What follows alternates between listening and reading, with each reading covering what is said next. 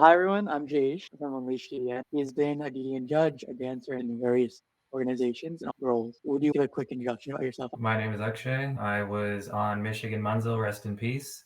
Graduated from University of Michigan in 2021. But also I was on the comp board of A2 Doom, which was the Ann Arbor, Michigan comp that we had for a couple years. And then from then on, I went to be a judge. So I've been doing that for 3 years. I was an unofficial mentor for Virginia Ashik and a DDN mentor for CU Milana last year. So got a lot of experience in a lot of different situations, and yeah, love to share any and everything I can to help. He was the first person to support this initiative. I've learned a lot from him, and I hope to bring those insights here today. Is there a significant difference between those two? Yeah, well, the DDN Mentor program just started last year. So assigning non-Legends affiliated judges to any team that requests help, primarily new teams. So yeah, CU Milana started, I think during COVID maybe, or no, that was you guys. CU Milana started like a year ago, and then they had never gone to an official comp. So like that was their goal. It was like, what do we need to do to apply to a comp, get into a comp, all that stuff. So whereas with you guys, it was before DDN Mentors existed. You popped up at one of the comps my first year. You were at both comps I judged. Virginia Ashik. We were doing our judges meeting, and they were just like, your captains who were there, Jaythi and Sarika, I think were the two, were just like, hey, is there anything you can help us with? Like, and I was like, okay, we have 5 minutes. Like, there's nothing I can like quickly do in this moment. But I was like, but I'm from Northern Virginia also. Like, that's where I'm based. So here is, yeah, exactly. So here is like my email, my cell phone, like reach out if you need help. I always put that on the team because I never want to pressure them.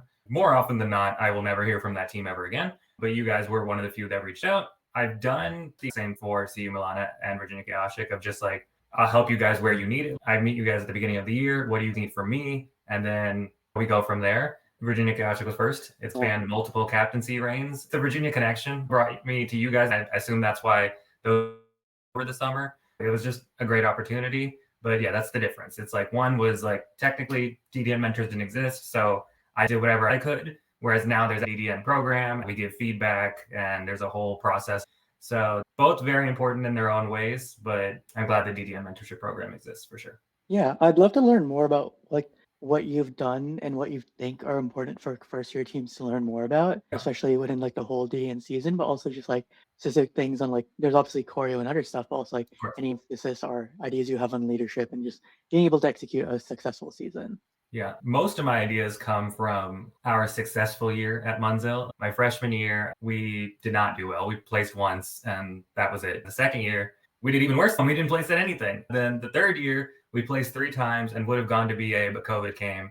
And then my senior year, COVID, no real season. So whenever I talk about like, oh, the things that worked, I'm always usually talking about my junior year because that was the successful season. Leadership structure, number of captains is important. You don't want too few and like have dictatorships. You don't want too many and just, too many hands and whatever the heck that saying is. But what I found is like kind of the ideal number is 4, preferably people from different backgrounds. We had 2 guys, 2 girls. The girls had, sort of classical background as well as Bhangra training, plus the guys were more hip hop background, and also one of them had Bhangra training. All of them had a Bollywood background. So it was just one of those things where like it worked out really well in terms of, and then like the guys got along really well, the girls got along really well. And then one of the guys was dating one of the girls. That worked really well. Those 4 captains worked out really perfectly together. But another thing that I think was really important for our leadership structure, and I've noticed with like CU Milana, for example, they didn't have this as much, was leadership outside of the captains.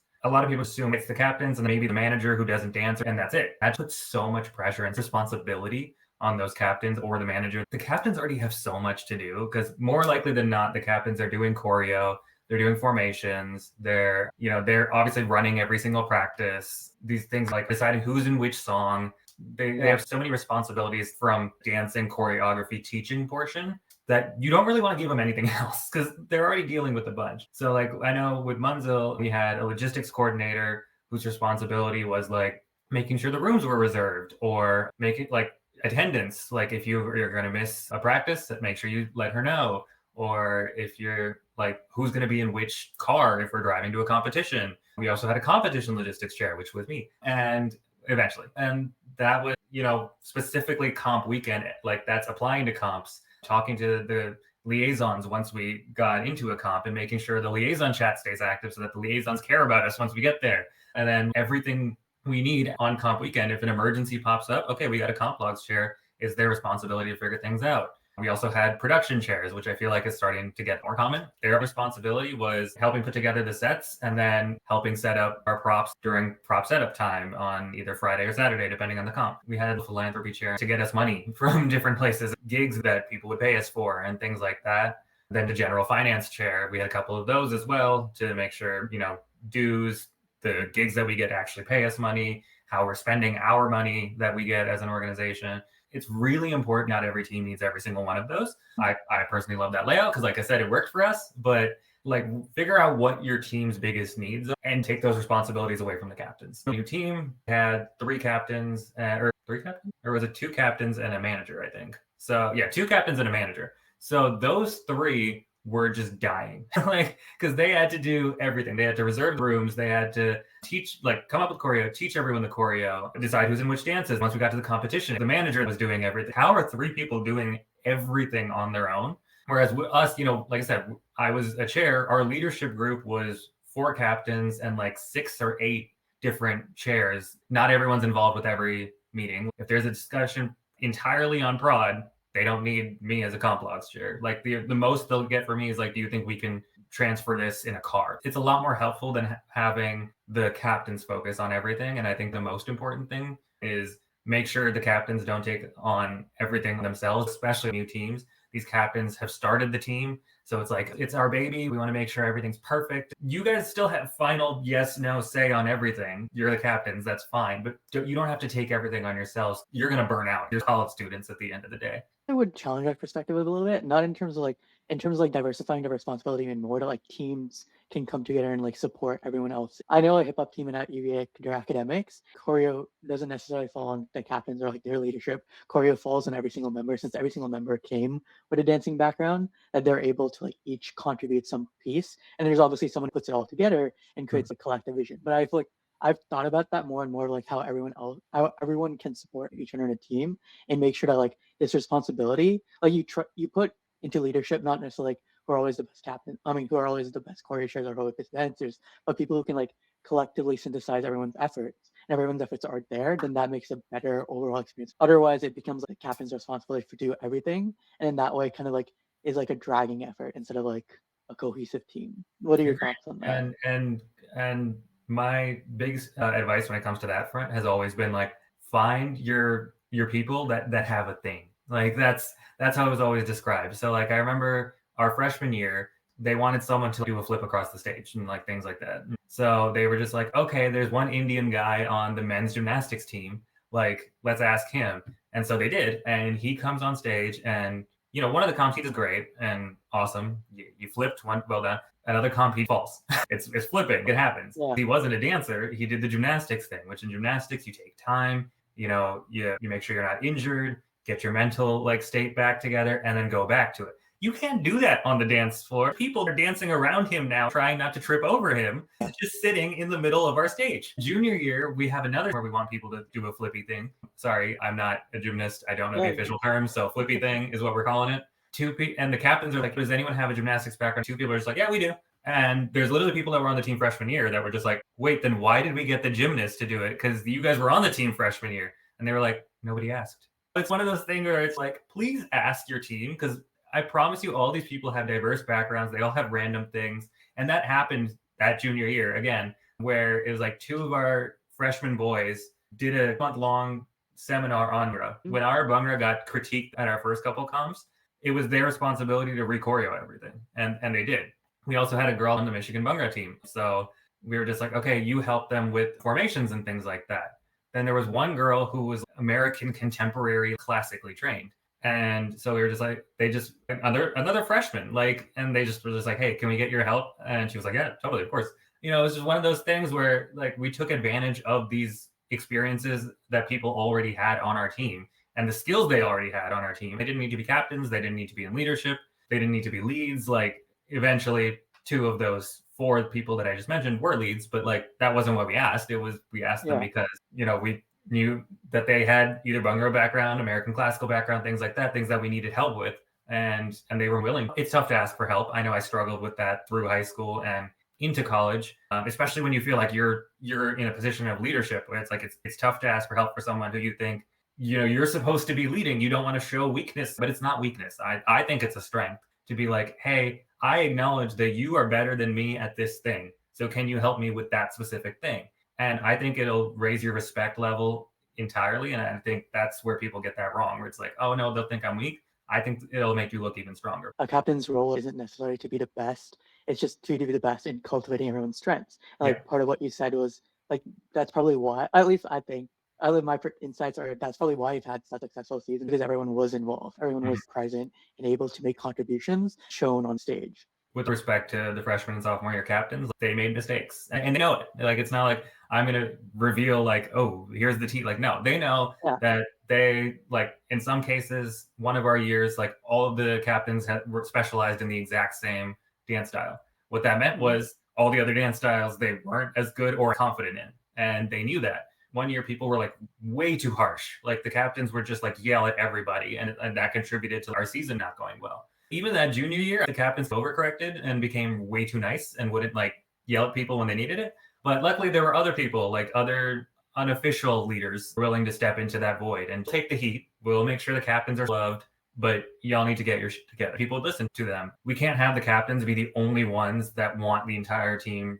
to be responsible, because then at a certain point, you'll start to resent them. Why are you always telling us what's right and wrong? Why are you always lecturing us? With us, when we had the unofficial leaders come in and say something and people listen to them, the captains were feeling the same thing, but they were just feeling nervous because of previous captains and how harsh they were. They didn't want to come across that way. So I was like, okay, fine, we'll come across harsh. Obviously not that harsh, but we'll come across as harsh. But to make sure, like, if anyone is feeling resentful towards anybody, it's not the captains, and we can work that out. We're equals, but make sure you listen to the captains at all costs, because it's their team. We elected them to lead us. It's not a dictatorship. The buck stops with them, and they know that. So, is there any other advice? Have a good leadership structure where there's a lot of diverse responsibilities. Two, the team shows up instead of just the captains showing up. The team as a total unit cares, and like even add on to that, like I think there was something you said about the end, like the captains are there and they get the final say, but I think the team also has a final say, and that's what captains should do: care about what the team matters and bring that vision forward. That helps with paying off the strengths and what we said so far. Obviously, there's a dance part. Creating a good cohesive unit that works together will help. But then I'd like to, and I think that's creates a lot of dynamics of like why some teams have like very successful seasons. I'd like to understand, like, for new teams that are coming into it, like how do you choreo, how do you like think about and grow as the seasons go on and on? When you lose dancers, there's attrition rates and stuff like that. Yeah, I mean, one thing I just want new teams to understand, like, especially if you're like brand new, like if you are like the combination of two teams that died and you take the best dancers from them, Michigan, Monza, then like obviously you're gonna have a higher expectation. But if you are brand new, a la Virginia Gashik, CU Milana, and other teams, I know this is gonna sound horrible, but like lower your expectations a little bit. You're not gonna go and make legends your first year unless you are like absolutely amazing, in which case, how the heck did we miss you guys? CU Milana, when I came on as their DDN mentor, their goal was to make a competition. That's important because you are going to get an experience at an official competition that you will never get anywhere else. Nothing else can simulate that kind of environment of like travel on Friday, mixer, Saturday, morning dress rehearsal, putting the props together for an actual stage, watching the video of the dress rehearsal and seeing literally everything went wrong, but that's okay because it's a dress rehearsal. And then, waiting on stage, realizing that you're not actually going to see every performance because you're going to get pulled like 3 performances early to go backstage, having to be silent backstage. Like, so many things that people don't even realize go in a regular kind of comp weekend. And then even just the experience of being on the stage, the lights completely off other than the ones shining in your face. People are cheering, just so many things. Then the after party, even like just things that you can't recreate anywhere else, is so important to actually experience for yourself. And I think like and it's not automatic to get into those. I think people were just like, oh, there's so many comps that like aren't Legends affiliated, Legend partner comps, that it'll be just really easy to get to. Odd tapes get neglected, especially with new teams, because it has to happen early into their existence, unfortunately, where it's like if a team, even if they get created sometime during the summer, they have 2 full months maybe of the entire team together before they have to send odd tapes to the competitions. It happens really fast, which is scary, but it's important to make sure those look good, make sure everything looks good. But that is the impression. And also being on the comp board, please follow the instructions that the comp specifically tell you. Because if you don't, you are out immediately. They don't care how good your dance is. If we say dress in all black, make sure people don't leave the camera, make sure there's nothing that affiliates you with an obvious college, and you don't listen to those, we just rule you out instantly. We think about it. Because it's just like, okay, if they can't follow instructions for an odd tape, they're going to be the worst team to handle when they're there that weekend. They're not going to listen to any of our deadlines. They're not going to listen to any of our instructions that we tell them. So they're just immediately cut. Please listen to instructions from the comp. I beg you. That's the comp board in me. It helps because if it comes down to like 2 teams and it's like, okay, this team did really well, but they like didn't keep everyone in frame. This team was close to them, but not as good of a dancer. They listened to everything we told them. The ones that listen get the advantage and the tiebreaker kind of thing. So definitely like go to a comp, apply to comps, make sure your odd tapes are as good as they can be. Don't just take it once. The advantage of the odd tapes is you get to video it and send your best take. Send your best take. If at the end it goes on for like 10 seconds, edit the 10 seconds out. Like do what you need to do to make your odd tape perfect. Never send your first draft. Anyone who's been in school and written a paper knows their first draft is trash. Never send your first iteration, your first odd tape ever. Look at your first odd tape, like preferably look at your first odd tape on like a Tuesday. Be like, okay, this is what we need to fix. Then look at it again on Wednesday. Be like, okay, this is what we need to fix. And then take like 3 takes on Thursday and take the best of the 3 takes. Like there's so many processes that it's just like, do not take your first. Follow instructions. See what you can edit. Make sure it's the best to get you to a competition. You'll never recreate what's at a competition. Actually going to a like rather than just a gig where like, oh, they're getting paid because it's like the Indian American Student Association's event or the International Night event kind of thing. Or maybe they're not even being paid, but it's just like a performance and a competition. You don't realize how different they are until you do both in the same year. The performance is a lot more chill. If you run into each other on stage, you're like, okay, whatever. The comp is a lot more high stress. So you're going to make mistakes. Okay, we're human beings. We're dancers. We're supposed to be perfect. We did so many reps for this. Yes, but we're human beings and we're going to make mistakes. And, as a judge, unless something is super obvious, I don't take any points off for the tiniest mistakes. If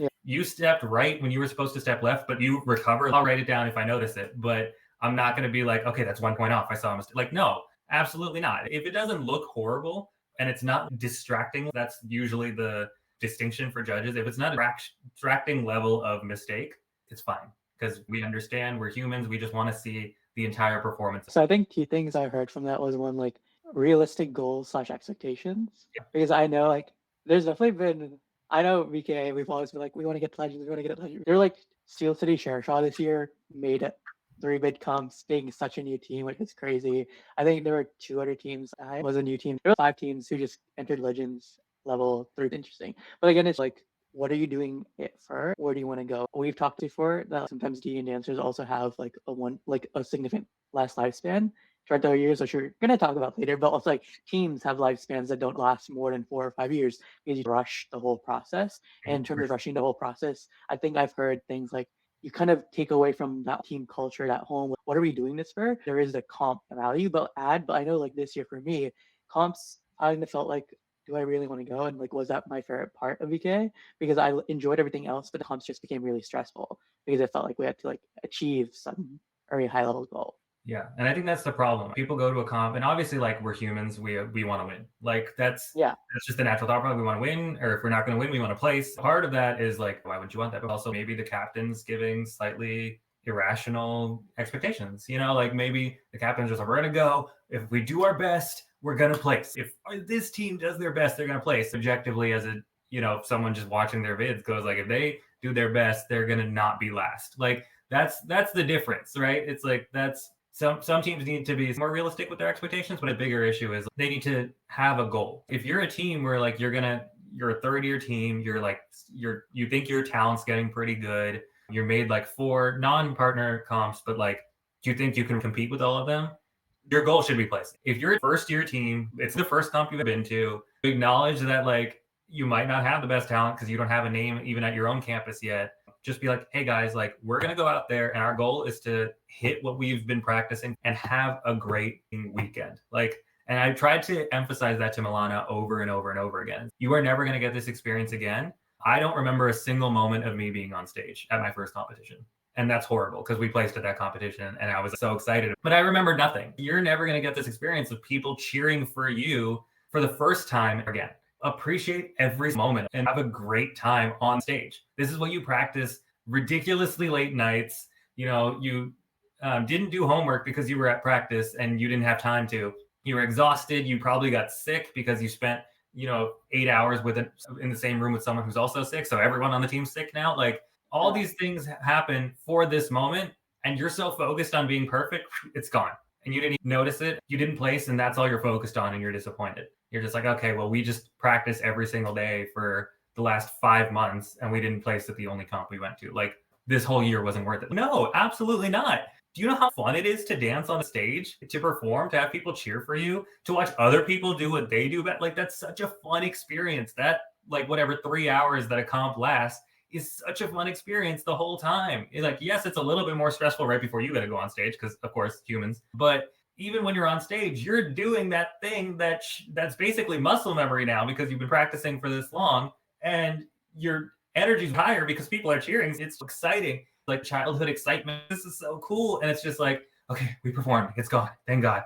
Oh, we didn't place. Okay, well that sucks. Like, no, you're dancing. Like, that's why we're on the team, because we enjoy dancing, and probably because we also want to like hang out with other brown people and things like obviously we joined a dance team because we wanted to dance. We joined the brown dance team to do Bollywood or other regional dance forms. We joined the Bollywood Fusion team. It wasn't just because we're amazing at ballroom. We joined the ballroom team. We did it because we wanted to do the Bollywood or other regional form types of dances. And we get to do that. And we get to do that on a stage. And we spent like a whole year practicing for these between 1 and 5 competitions. I don't know how many you got into.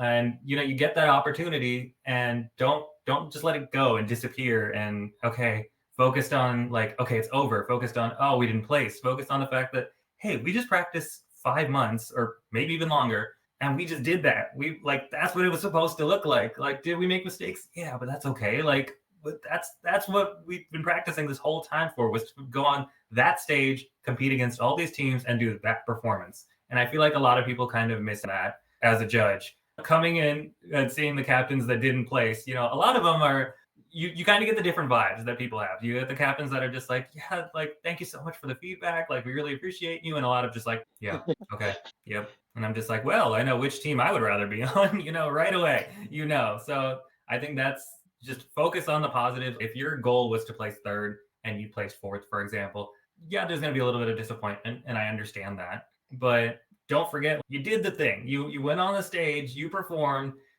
and preferably it was your best, and 3 teams beat you that day. Okay, that's fine. Like, there's a lot of really talented dancers in this circuit, and they beat you on that day, and that's okay. There's going to be another day. And maybe you'll place, maybe you won't, but it'll be fun every single time. I have never not had fun at a competition after dancing. Even when I was sick and I almost passed out right after I competed, like, it was still fun. Like, it wasn't fun in the moment. I was dying. But the second the moment ended, I was like, okay, we did it. Like, awesome. All of us were sick and nobody passed out on stage. That's a win. That's why someone nicknamed me Good Vibes Only. That's how I focused on things. That makes everything more fun. If you're focused on, I'm disappointed I couldn't put my all, I almost passed out, we didn't place, that's my fault. I want to make that clear. It's never one individual's fault that you didn't place. Ever. Ever, ever, ever. Like, and I know a lot of people are just like, oh, I messed up. The judges clearly saw that. Therefore, we didn't play. Like, it's never, I don't care who came up with the choreo. I don't care who was dancing who was the lead on that stage. I don't care if you literally just collapsed and knocked out 8 people in your team while rolling across the stage. It is never one person's fault that you didn't place. Never take that upon yourself. No matter who you are, captain, choreo, dancer, it was not your fault. Focus on the positives. You went on stage, you didn't get injured. Even if you got injured, hopefully it's not serious. You live to dance another day. I'm glad you said that, especially the part about like, that day is supposed to be really fun. That day you get to watch other performances. You get to perform and put on whatever was months of work into this thing. Because like, especially at Legends level, no team knows who's going to place. Everyone's shocked when they place, but everyone wants to place. But like, what's more there and what anyone can enjoy that day of and take away from it is just not necessarily like if we place or place makes today a bad day. It's I get to see all these other amazing dancers. I get to see all these other amazing cool sets and just have the time of my life in this day. I like and that also gets translated from everything else throughout the whole season too. Of like I'm doing it so I can put on a good performance and carry out for it and like want every moment to be enjoyable and fun because that's why we came here today in the dance team more than just placing. And of course we want to win, but like more importantly is just like that fun aspect. Exactly. I mean, that's what we joined a team. We can all dance as individuals. We can all like try and get gigs and join a music video and everything. We joined a team to have fun. Obviously, yes, Yeah. human nature. We want to place. We want to win. We want to go to Legends. We want to win Legends. Percentage-wise, I'm the statistics guy. Like very, very small percentage of you are ever going to do that ever. Like Yeah. every year, very small percentage. In your entire college lifetime, a very small percentage. It's just not going to happen. So just focus on the fact that you joined a dance team realistically to dance with people and have fun. And I think that kind of gets lost a lot in this competition focus. And I do think competitions are good. Obviously, like I said, you'll never recreate what's in a competition. And it's so fun that entire weekend. I do think it's a positive thing. That's something to aim for. But at the same time, the end goal and the reason why we do competitions is because they're fun. We don't go to competitions so that we can win. We go to competitions so that we can put together everything we've worked for and see how we compare to other teams. Sometimes we go to other teams and it's an 18 comp and we're like, oh, we're eighth. Good to know. Didn't realize that. Now we'll do better next year because now we know what to reach for. Like, and that's okay. Like that's happened one time where I danced and I was like, ooh, yeah, we're going to get like eighth out of 18. We got seventh. And I'm like, not eighth. Let's go. Obviously, I had lower expectations, so it was exciting. But I made like 10 errors because I was super rusty and I hadn't danced in a while. I felt bad and I apologized to the team, but I had a great time. Sorry I didn't give you my best, but I still had fun. Like, and obviously, like I was older at that point and able to mature a little bit. I don't know if freshman me would have ever been able to say that. I know high school me would have never been able to say that, but yeah, I got to that point in my mentality of this, like the reason I still dance is to have fun. Like, and obviously I want to place because that makes everything even more fun. But if I can't place, I still have fun. I'm happy about that. Yeah. There's that part where you said no one dancer is the reason the team failed. That hit me hard. I remember when at least I was looking at previous dance videos and like, oh, why did this team not place at Legends versus this team? I think one reason, like when we were looking at Texas to Lash from their state set, which was one of my favorite sets in the whole circuit, there was that scene where they had like a lightsaber and then they had to like push it down. Yeah. But I think the main lead mistimed it. But that's probably not the reason they didn't play. That one thing was probably not the reason they didn't place. And at least for me, I always thought as a dancer, that's the reason they didn't place. Or like, this is the reason they didn't place. But it's more than just this one thing. As a judge, if I saw something that was supposed to look really cool and the timing was off slightly, at most I might take a point off. My mind doesn't work if that's a mistake, there's a point. I kind of put everything together and just go like, okay, this moment was supposed to be really hype. It got slightly less hype because the timing was off. That affects that level more. It's not the fact that one person with one lightsaber ruined it, like -5 points. I've never met a judge who judges like that at all, where it's just like, we look at everything as a whole. We see how the entire performance came together. We don't look at individual sets much. I know a lot of people think they're just like, okay, this one segment was amazing. And like, yeah, maybe one segment will stay in our head of like, that was super hype. But we look at the entire performance as a whole. How did it flow? Fit together, work with your theme. And then once that's done, then we grade everything based off of the rubric of like execution, choreography, theme / production, and all that stuff, overall impact and all that stuff. Like there's no, I saw one mistake, that's 3 points off on execution. And no, that's not a thing. I know a lot of people go on stage, like we're dancers. We know every single moment we screwed up. We just know that because we've done this so many times. We go on stage and we're like, oh, yep, that's a mistake. Unfortunately, as dancers, a lot of times the only thing we remember are the mistakes. And then when we don't place, we're like, it's because I made that many mistakes. No. Not one person is the cause for the team succeeding. Not one person is the cause for the team failing. I promise you. It is how the entire team looks and works together. And I just, there's some people on every team, I promise, that with all due respect, the teams I've mentored. I was at a comp with one of the teams. They didn't place. And the follow-up was like, it's because of that person. They didn't deserve to be on the team. They had such a bad run through. I wanted to be like, we have bad run throughs. We're humans. I didn't say that as harshly and rudely as I wanted to. I just had to explain. We ended up in a position where I was in private with those people making those comments. I tried to make it seem like I didn't hear the comments, even though I did. I'll admit that wasn't my best run through, but it's okay. That wasn't why the team didn't fail. I can give you some reasons why the team didn't fail, but it wasn't because that person had a bad run through and that person had a bad run through and that section didn't look as good and that person was 2 steps off on their formation. It had nothing to do with any of that. Like, I promise you, it had to do because as a team, the performance wasn't at the same level as the 3 teams that placed, and that's okay. The funny part is I don't think that team was expecting to place either. It was just one of those things. You seem very upset for a team that knew they weren't going to place anyways. But so, and then I think it got through by the end of that conversation of like, yeah, you're right. Like, it wasn't that person's fault. A lot of it is just frustration after a competition. We put in so much effort and we didn't place. But if you just take 2 steps out, take a step back, think about it, and just be like, it wasn't that one person's fault. If we place, we're not going to be like, thank you so much. You're the reason we placed. Give them a big hug and be like, it's all because of you. We don't say that. Same thing when you don't place, don't be like, screw you, it was your fault. No, it was the team that placed. It was the team that didn't. This is what we need to fix going forward. I think a lot of people either take everything on themselves or find someone to blame. It is never going to be one person's reason for your success or failure. Are they going to help push you over the top potentially? Yes. But they're not going to be the reason you succeed. They could help you get the extra points you need to place. Is that the reason you succeed? No. The reason you succeed is you had a good base as a team. Is the reason you failed is your base wasn't as strong as a team. It's not the reason you place, even if they help or hurt. It's not going to be the reason you don't place, even if they help or hurt. From the judge's perspective, I get so confused how you guys judge. You talked about that one hype moment supposed to be there, but as a judge, if I watch it, I could not notice that for sure. Like, that missed time happened. I see other TikToks. There's a cute audio that everyone's showing the mess ups. I'm like, wait, I never noticed that. I was just wondering, do you see mess ups? That small thing, but more important, how do you look at a set? How do you quantify and judge it? And how do you take in all that information at once? First off, the rubric is really important. We look at the rubric before we get to the comp. We look at the rubric. It's the last thing we look at before the comp starts. We look at the rubric while judging every team to just be like, okay, let me just make sure I'm judging correctly. So, if you get the availability of the rubric from that competition as a team, look at it, because we're looking at it too. But it's really tough because most of the time just have a laptop on our lap and we're looking forward. Hopefully we're elevated. Every comp I've judged that we have been, so we have a good view of everything. We can see the entire performance. Don't feel like your mistake is the reason that you didn't place, because I'm a human being. I'm going to be trying as much as I can. But there's a second where I'm looking down at my screen to type. And if you screw up, I didn't notice. Or I noticed a really obvious screw up on that side, and there was a tiny screw up on that side.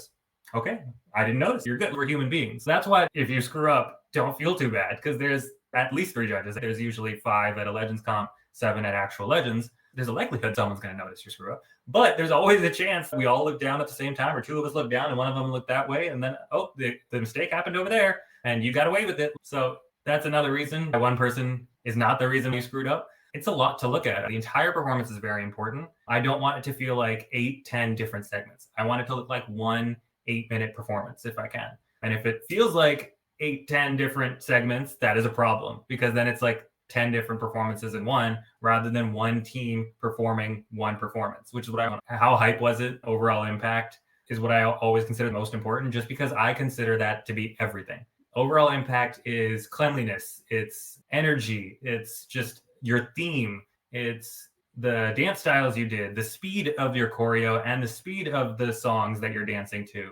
I want at least one hype moment per segment. Boom, boom, boom, keep hitting booms, exciting the whole time. That's what I want. Some people are like, slow contempt. How much fun can there be in a slow, depressing contempt? Have you seen So You Think You Can Dance? Watch them do a contempt performance. Tell me that's not hype, because it's hype as hell. It's not the level of hype where it's like the breakout and they hit something, but it's still its own form of hype. As a judge, we look at everything. We try and look at the whole performance. Cleanliness is important. It's not the only thing. Difficulty of choreo, very important. But I've always said, if you have easier choreo and you hit it to perfection, like high energy, high cleanliness, in my opinion, that's better than really tough choreo that's disgusting. So unclean, really low energy. Would I rather you have more difficult choreo? Yes, because that gives more wiggle room. If you have difficult choreo and you make a few mistakes and have high energy the whole time, great. If you have easy choreo, but you're perfect everywhere else, I'll probably take the tougher choreo. But if you have tough choreo and poor cleanliness, not the best energy, versus easier choreo with amazing cleanliness and high energy the whole time, I'm going to take that one, because that one was more fun for me as a person to watch. The way I judge, which not every judge does this, and I know actually quite a few judges don't do it like this, but the way I determine what's the best performance, which performance do I want to watch again? If I wanted to watch another one, go on YouTube and look at that performance again, that's the one, because I had a fun time. That's what I determine is first, second, and third. If I would watch that again right now, you're getting first. I know a lot of people don't do that. Some classically trained judges are like, your classical sucked. I'm going to make sure you never place. And I've literally heard that exact term. I'm a classical judge. Their classical was horrible. They don't deserve to place because their classical was horrible. And I've always just been like, how can we be like, hey, focus on this entire performance, which you have said, I've heard you say this, and then go, hey, their classical sucks. I'm not going to let them place, because it's like that was just one of their segments. I will say classical judges are the harshest on classical, Bhangra judges on Bhangra, hip hop judges are the harshest on hip, of course. And like maybe that's the advantage of being a Bali ballroom judge. Like, everyone does Bali, not enough do ballroom. I can happily look at all of the styles as an entire performance rather than being hyper focused on one style. If they screw that one up, it's over. There are judges like that. And that's part of the problem of DDN judging. I say as a judge, so I'm probably going to get blacklisted now. But yeah, there's definitely different standards for each judge. That's a good thing on one sense, because like I've had a comp where I've given a team second and another judge has given them seventh. Like that's how different our judging is. Like, and there was only 3 judges at that. There was a second, a third, and a seventh. And at another one, they had him first and I had him fourth. We have different opinions, and that's a good thing. We don't want everyone to think the same way and place everyone in the same place. Would that make everything easier? Yes. Would our judging discussions be very short? Absolutely. But I never want that to happen. I want it to be, this is what you saw with your background. This is what I saw with our background. Let's talk about it. Let's figure it out after we talk. These are the teams and these are the placings. But yeah, it's not easy. If you want to be a judge, like preferably have a background in a lot of dance styles and be ready and able to multitask. Type fast and type without looking at your computer are 2 skills that you didn't think you'd need as a judge, but you absolutely need as a judge. Yeah, I might ask for a crash course later about how to be a judge. I'd like to clarify what you meant by hype. Hype moments are like one specific moment in the dance style, but I think what you're mentioning is just like how that whole segment works as a whole and how the whole set works as a whole. Because I know Northwestern Abhinav, my favorite set, 2017. I'm old, but I don't care because like that whole set, there was never a hype moment in specifically, but the whole set worked together in such an amazing flow. There was no breakout moment or like this is the beat drop. But, like that whole thing just like worked so well. My mind was shocked. So I was wondering if that's what you meant by like hype in terms of like not like I think especially within DDN, like there's a lot of teams talking about like, oh, you need more hype moments or hype factors, but maybe it's not always has to be like that, and it can be more like how does that segment work as a whole. Absolutely. I think a lot of teams, and Munzel was guilty of this, tried to manufacture hype. Like, we're going to have 3 people flip at the same time. There's no way the crowd's not going to cheer. Is that true? Yes, the crowd will probably cheer. Is that what I mean by hype? No. Is that moment hype? Probably, but that's not what I meant. If, for example, you're doing a South Indian or Kuttu style, there's a moment in the mix where it starts to get slow, and then boom, everything picks up really fast, and it's the breakout. That's what I would call it, the breakout segment. Did you all explode at that moment? Was it like everyone comes in and boom, they all explode? Is there any special thing they did? No. No one flipped, no one jumped, no one did anything crazy, no one brought a lightsaber, but they were compact because that's what the music and choreo was suggesting. And then they all exploded and got huge and in sync at the same time. That is so hype. Like, that's what I mean. Like, it does, like, I think that's where the mistake is on hype a little bit, where a lot of people go, oh, there's hype. Okay, so what can we do to make it hype? Let's have someone flip. Let's have someone jump and punch the ground. It doesn't need a gimmick to be hype. And I think that's kind of where they've been switched up. It's like people think hype. Okay, let's put a gimmick in here to get the crowd to cheer. I don't go with hype based off how the crowd cheered. Do I want the crowd to cheer? Yeah, of course. I want everyone to cheer for everybody. That's why we're in DDN. But that's not hype to me. Like, oh, the crowd cheered really loud, therefore that moment must have been hype. Like, no, hype for me is a moment where you hit something and you hit it perfectly. Like, that's exciting. That's exciting as a judge, where it's just like, I know you probably practiced that for months to hit perfectly on stage, and you did. That's hype. Good job. That's what I mean by hype. That's why I focus on the entire performance. The gimmick that causes the crowd to cheer will help is in the overall impact score of like, oh, hey, the crowd cheered at this moment. Clearly the crowd loved this performance the whole time. But the overall impact is at most 5 to 10 out of 100 points. That should not be your focus. If your performance is good, your overall impact should be high. If the crowd cheers loudest, are you a Georgia team competing in Georgia? I'm glad you said that. Then the crowd's going to cheer for you no matter what. So I was like, oh, are you the local team? Okay, well then I'm just going to ignore the crowd entirely during this performance, Whereas if I'm the Michigan team competing in Texas and everyone's losing their damn mind, like, oh, okay, so clearly the Michigan team did something right, But it's just one of those things where, like, when I say hype, I don't mean gimmick. And that's the biggest misconception. Hype is like a great dancing moment. Yeah, and something he like said was like that could do where everything's been slow and everything's become procrastinated and shrouds out. Like that kind of encapsulate like dance is expression, dance is an art form. And I feel like something that's not as present in DDN sometimes, but should be more in terms of like what is the narrative you're telling and how does that narrative come across? And I think that's like kind of what you were mentioning with that kutu part, right? Yeah. And then what emotion am I supposed to be feeling? You're telling a story. That's why there's a theme. Am I supposed to be feeling unsure? Now I got it. Like, perfect. Then you hit. That's what I felt. Are you just feeling like, hey, it's a happy day? Like, awesome. Okay, I'm feeling that. If you're trying to explain, hey, I don't know what I'm supposed, like, this is sad and horrible. I hate everything. And you have a really happy hype song and choreo. Okay, maybe that's not hype, like just because it's like you're supposed to be sad, like this doesn't match up right now, I'm just confused, so I can't be hype if I'm confused. So yeah, that's kind of what I was gearing on, where like you said, it's an art form. I want to be feeling something in that moment, and because you're telling a story with your theme, I want to be feeling what I'm supposed to be feeling and what you're supposed to be making me feeling in that moment. And if you're not making me feel that with your dance, but you're trying to tell, not show, I'm confused. If I'm confused, that's a bad thing. You don't ever want a judge to be confused when they look at your set. You're losing points. Something looks wrong. Your choreo is not lining up in my head. Therefore, you're losing points because you did something wrong, essentially. Yeah, when you're confused, you're not able to like enjoy their set. And with the cheering part, like UTD Lux and Buckeye Mela, they put the masks on, and no one cheered because everyone was just scared.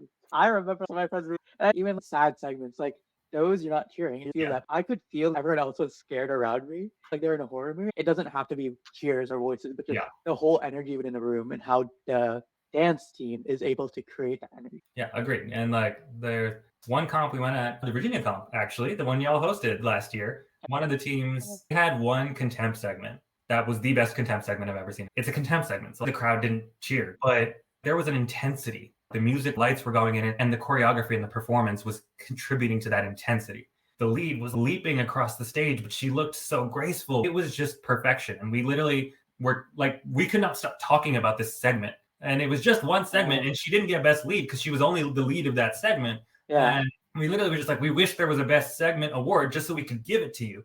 But that's kind of what we mean about like, we could feel the crowd felt like what we did, where it was just like one of those moments where you don't even want to breathe. Just watch and appreciate the genius in front of you. And the entire crowd felt that. The moment the segment ended, there was a cheer that didn't match up with anything. It didn't match up with like, oh, there was a big hype moment on stage. It was just people transitioning off the stage, but there was a cheer that ran through the crowd. You could feel that everyone felt what I felt as a judge. We're watching a genius on stage with this contempt segment. That has its own form of crowd hype, whereas every single person in this theater is feeling that right now, other than maybe the crying baby, but let's not talk about that. But yeah, every single person is feeling that same thing that you're supposed to be making us feel. That is exactly what I wanted as a judge. I think mine was Yundi Moksha.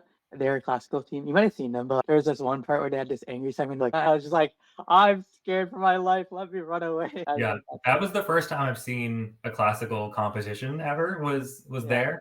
Oh my god, I joked. DDN team should never do classical again, especially at the fusion and classical comp. How am I supposed to judge a DDN classical after seeing these? Like, these are amazing, and now I got to judge like DDN classical. With all due respect to DDN classical, I thought you guys were amazing, not being classically trained. And then I watched this classical competition, and I was like, oh my god, that's what classical is supposed to look like? I completely agree. These are just the last two things. Well, before we move on to our next part, which is I guess the more emotional part of DDN, the thing you mentioned, even if it's clean, if it has high energy, Spartan does this like very well. Whereas it, where like there could do like in Jummer segment, like there's a lot of TikToks where people replicate what they've done, but they're so clean with it. They bring so much energy. I could not replicate what they did on stage. They bring a new voice. Expression with that, and it's just like I think that's maybe some like a good example of like where you're talking about like even if it's clean, even if it's simple, as long as it's clean and has energy, it can like translate to such better feel. Yeah, I think where a lot of teams fall short of is they include dance styles just because they feel they have to. Like I've definitely seen like teams include Jumar and then just like not execute it well. And I'm like, Jumar is like the most technical, like Bhangra form of dance you can have. And I know everyone's like, not everyone, a lot of people seem to think it's easier version of Bhangra because it's like, oh, it's the slower one, it's the romantic one. And I'm just like, you just said it yourself, it's romantic. I need to feel chemistry between those two people. And if I don't, there's no chemistry at all. It doesn't matter what your execution looks like in terms of the steps you're doing, because the whole point of Jumar is it's a romantic dance. I'm the ballroom guy. I have a ballroom background. Salsa was one of the first things I learned. I had the weirdest like background of any judge I've ever met. And there was one person that did a waltz. One team tried to do a waltz. And I almost wanted to be like, okay, so clearly you looked at like a YouTube video of what a waltz looks like and tried to replicate that and didn't actually know what a waltz is. Like, you don't need to include 5, 6, 7 dance styles. If your specialty is Bolly, like I said, if I'm a Bolly and ballroom specialist, I'm going to include 5 Bolly segments and 3 salsa segments, or maybe different ballroom types, and maybe 1 hip hop because I did learn hip hop too, and that's it. And that's okay. Like, I know people are like, no, because we've watched DDN and we know we have to include Bolly, Bhangra, Kuthu, hip hop, classical, jazz. And it's just like, no, you don't. You don't need to include any of that if you're not comfortable and if your team is not comfortable. That's what I've noticed. We had captains on Munzil that all had the same South Indian background, yet we had very few South Indian segments in that performance. We had a lot of Bolly, a few hip hop, a couple Bhangra, and we had maybe 1 or 2 Kuthu South Indian segments. And I almost wanted to be like, why don't we have more of those? Because clearly that's what all 3 of your specialty is. So why aren't we focusing on that? It's just one of those things where it's, oh, there's a DDN expectation.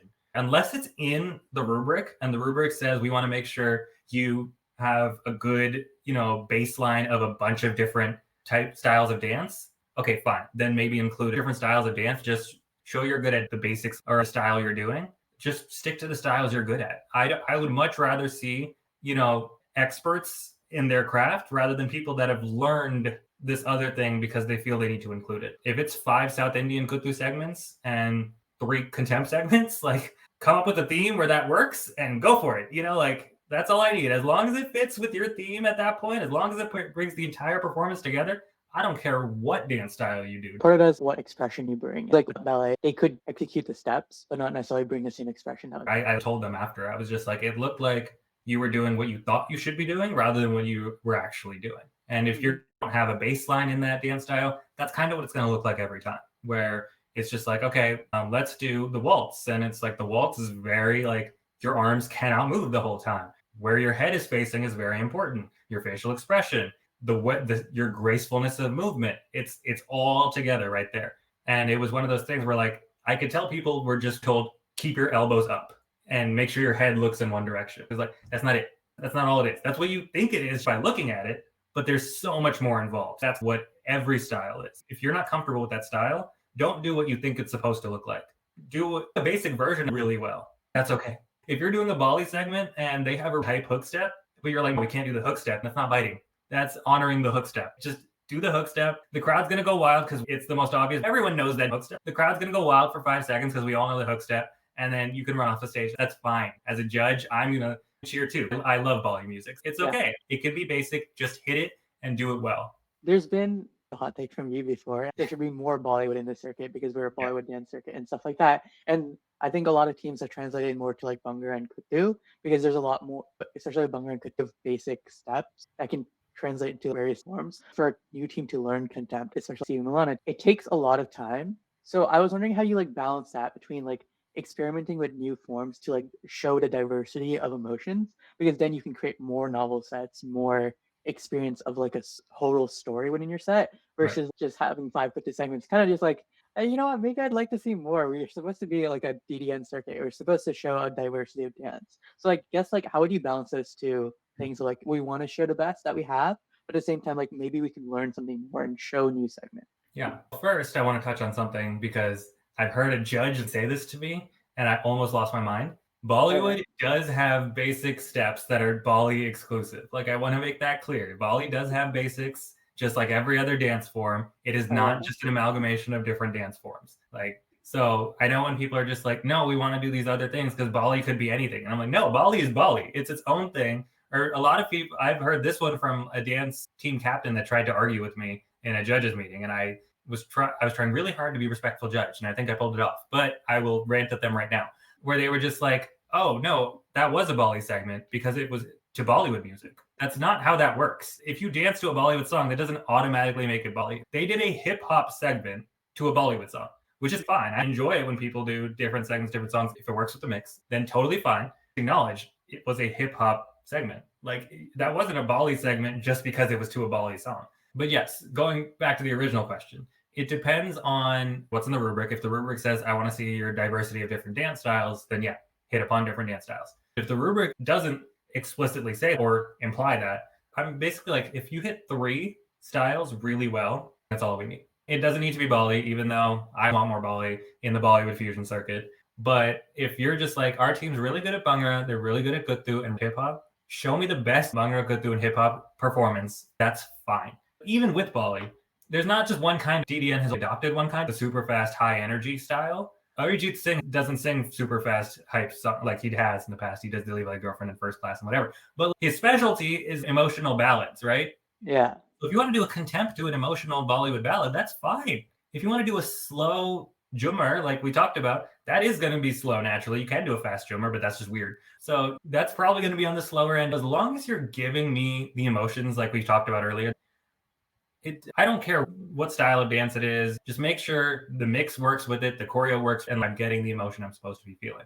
I think 3 is the minimum. I don't think you should have less than 3 because yeah, fusion technically if it's 2, but that's not what we mean. We want a fusion as much as we can. If there's a dance team that doesn't have expertise in 3 styles of dance, and I don't mean 3 Indian styles, you can do Persian dance, salsa, and Bolly. Do my 3 specialties, and I will give you the perfect score. Maybe not, but that's the extreme version of what I'm saying. Hit the things you're familiar with, the things your team can do well. I'd rather you hit those well than do 7, 10 different dance styles. You hit the 3 that were really good, then the other 7 were just like, okay, fine. Like, okay. Then all that does is I saw the potential your team had with the 3 dance styles, except you never brought them up again and you didn't do them enough. I'm upset because I knew you guys had the potential and you didn't show it. So obviously I'm not going to like judge you harshly because you didn't show the potential, but I'm going to tell you in the judges meeting, like, hey, y'all had potential with Bolly, Bhangra, and Guttu, but you only had 4 total segments that had those 3 styles. Like, show me more. Like, I know you guys are good at those segments. Just hit those dance styles. Like, that's fine. So I think that's the big issue with DDN. It's like they think 1, Bolly's not its own style, so whatever, we'll just throw it out there. No, screw you, Bolly's its own style. 2, that like we need to show things other than Bolly because everyone can do Bolly. I've seen a lot of teams do Bolly. Not everyone can do Bolly well. If you do Bolly well, I am very happy as a judge. Do whatever styles your team is comfortable with. Realistically, with how brown these teams are, out of 25, at least 20 will be brown on a dance team.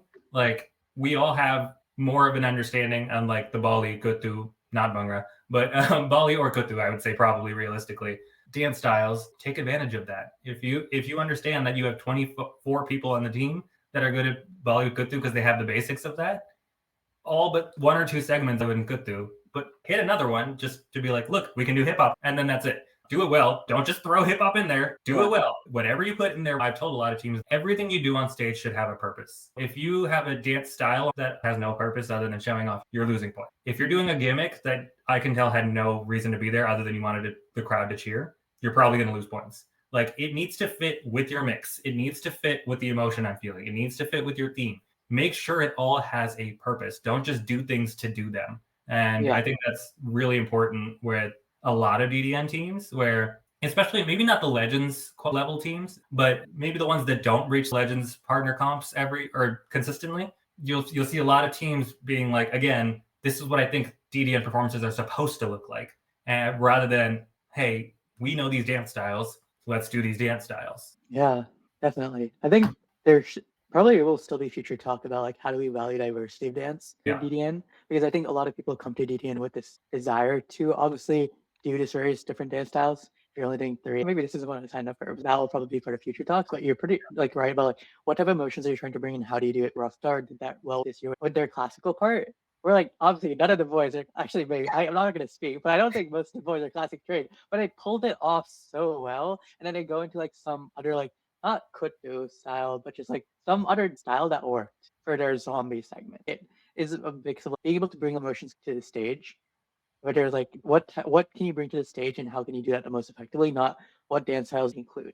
UNC Chalka talked about that. There's this new podcast called Tata Shots. Shout them out. I think UNC Chalka spent in the beginning thinking so much about their wing segment and they brought everything around that segment. I don't think a lot of teams think that much about how it's supposed to relate as a story. Yeah, honestly, I don't think the theme gets enough love in DDN, where it's like, obviously everything we do is based off the theme, but I feel like with a lot of teams, it's just like we have a theme just because we know we're supposed to have theme. And so that we have a direction with our story of like the battle at the end, and then this is the finish, you know? And rather than, okay, the reason we have a theme is the guidance point, and then you can go where you want with that. And that's where some of the one word themes are kind of ridiculous. We need to have less of them. I don't know what that means, and I don't know what I'm supposed to be feeling. It makes me confused, and if I'm confused, that's a bad thing.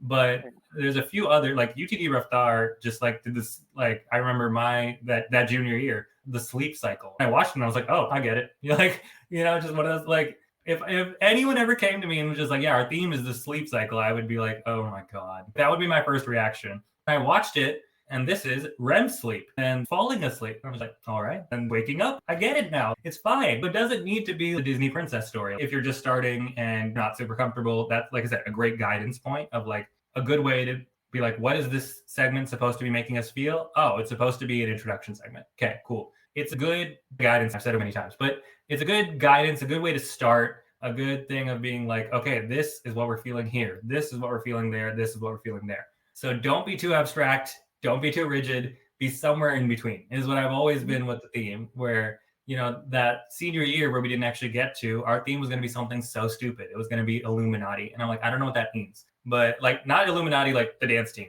We love you guys. I mean, like, this is the deep state. Like, this is the thing you never heard of. It's the thing controlling everything behind the scenes. I'm like, I don't know what that is. I didn't vote for it. They told a story. They're like, our theme is going to be Illuminati. This is the story we're going to tell with it. And I was just like, oh, okay, I can follow along with it. It's like, what unique story you bring out, what other stories are there. I know a lot of teams have done some Disney movie. Yeah. Am I here to just watch another Disney Channel movie, or am I here to watch your interpretation? One thing with the Disney princess movies is when you change something, we know what the story is supposed to look like. So we become that much harsher on it. We're like, why did you change that?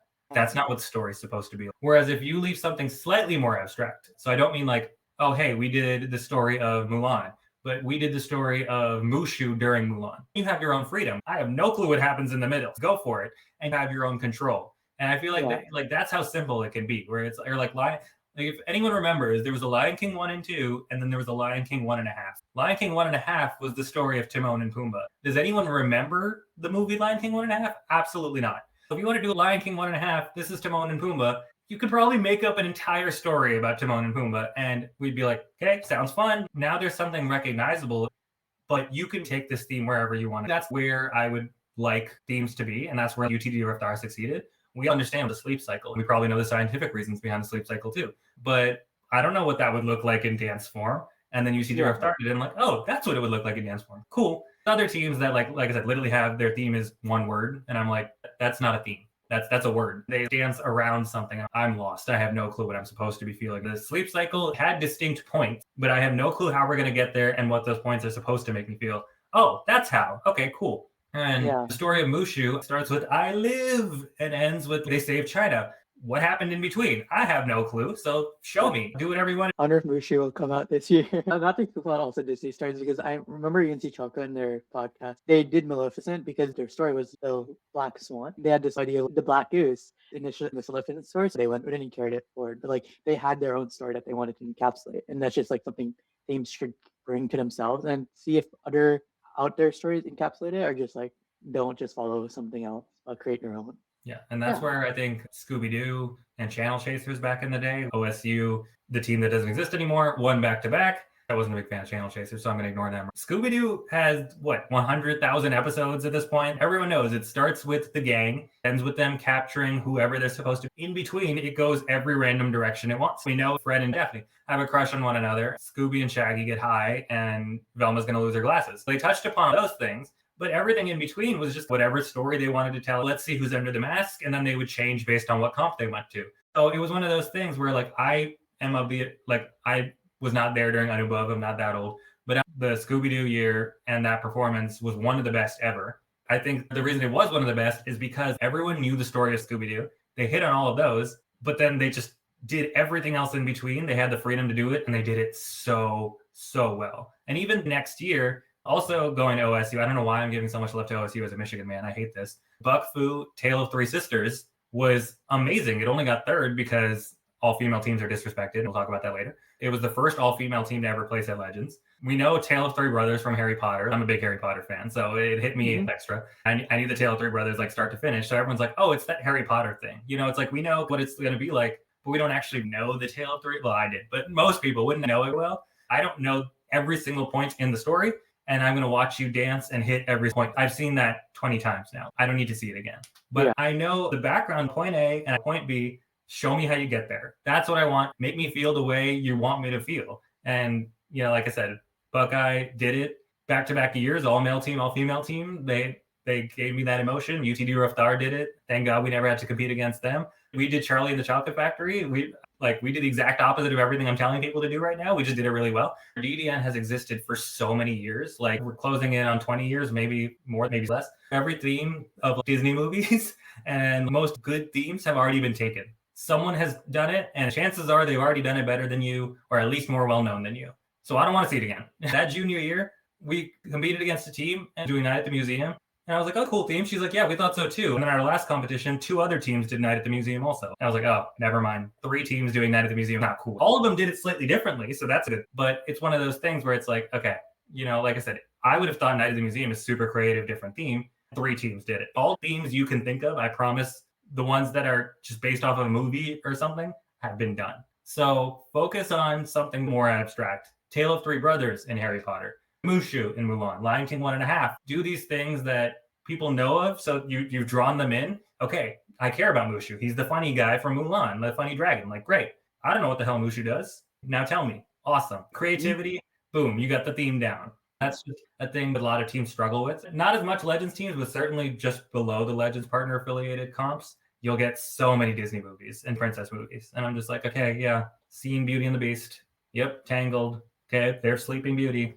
Okay, got that one. Like Mulan. Oh, Shrek. DreamWorks now. Kung Fu Panda. Seen that one too. Don't just give me the basic stuff. If you can't think of anything, fine. Do your basic theme really well. But preferably, give me a different theme. Just bring me something keeps me involved. But like one team I saw did The Good Place, the TV show. Were they amazing? No, but The Good Place was a good theme. They won best theme, even though they got 7th at the competition. That was great. I loved it. You know, the way you brought in the like storylines were so cool. That's kind of what I mean. Things we know of, but don't know. That's what I want themes to turn into. Yeah, for sure.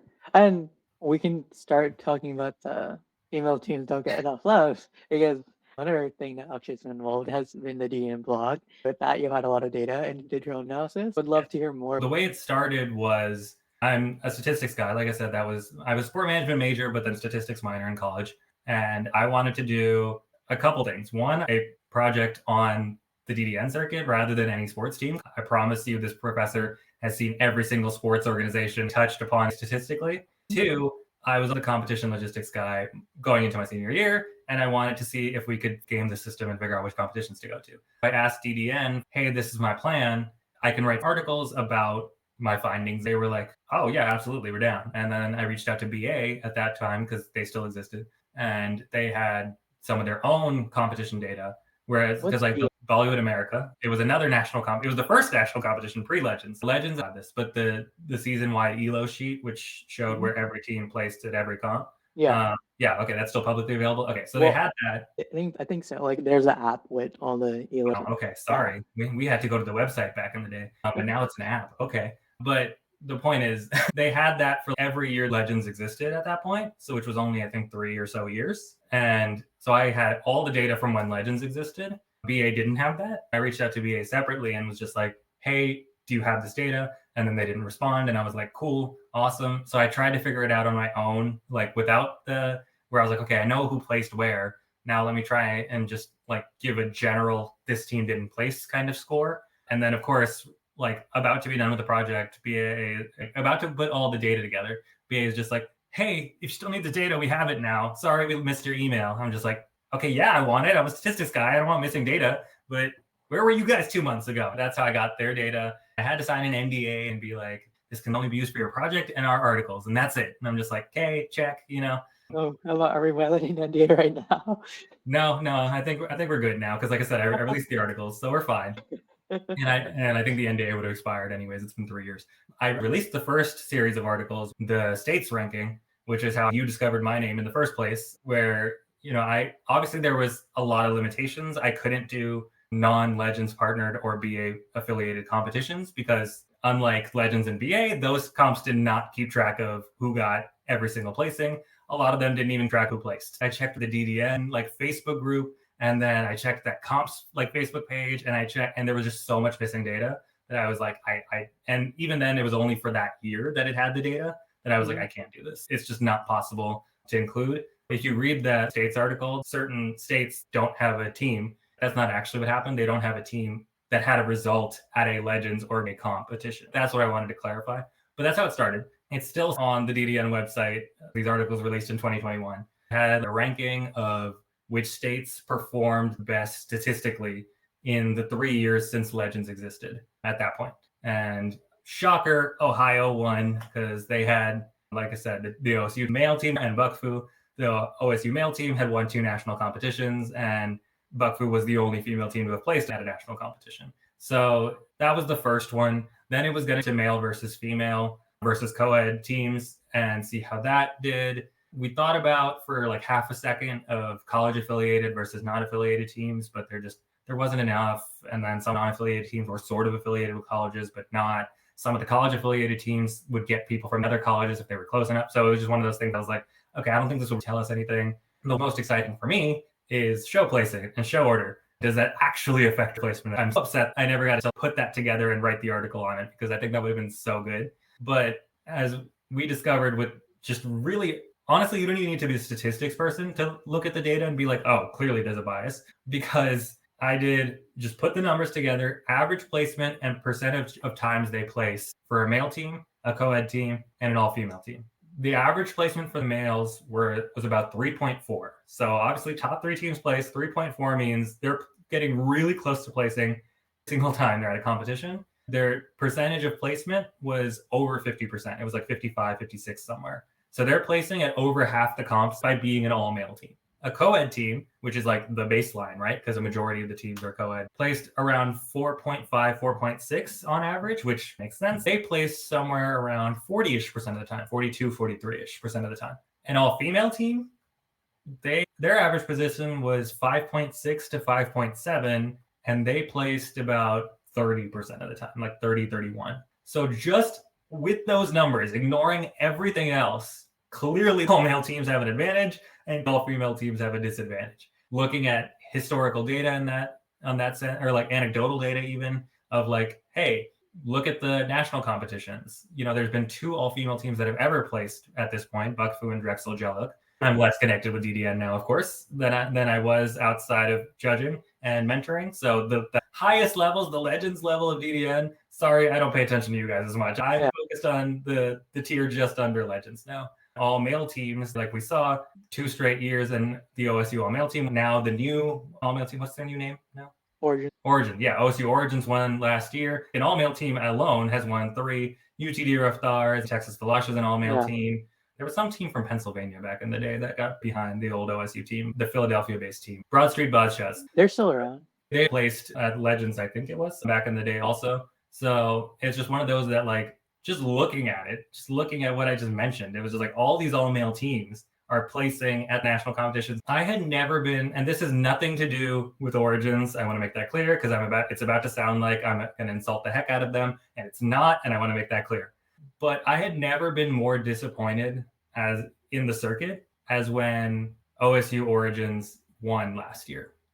Oh, yeah. Because it just felt like when it came, if there was like 3 teams that were even and one was an all-male team, the all-male team was always going to win.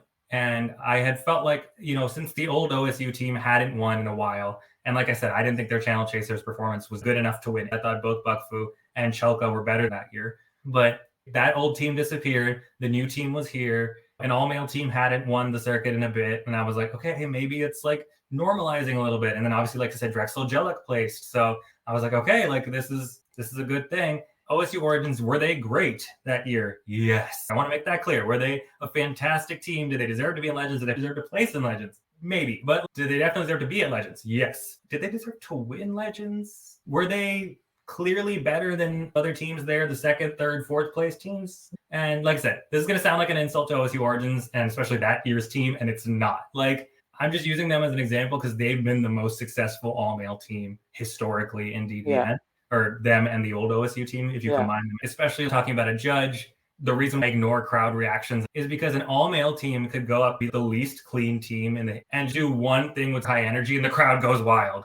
And I'm like, did you miss the fact that a dude literally just fell over while doing that? Like, that wasn't hype, but the crowd will just go wild when it's an all-male team. A female team will be the cleanest and hit something hard and get 5 people clapping. And a co-ed team, it depends on what the audience is feeling that day. Like, and I know the moment we talk about like, oh, all male teams, there's a bias, like people are going to roll their eyes and whatever. But like, I did the statistics. I'm not saying this because I'm sexist towards my own gender. I saw the numbers. All male teams clearly have an advantage. There was another all male team I judged that I'm not going to name the name of for obvious reasons, that I had either dead last in my ranking, got second at that competition.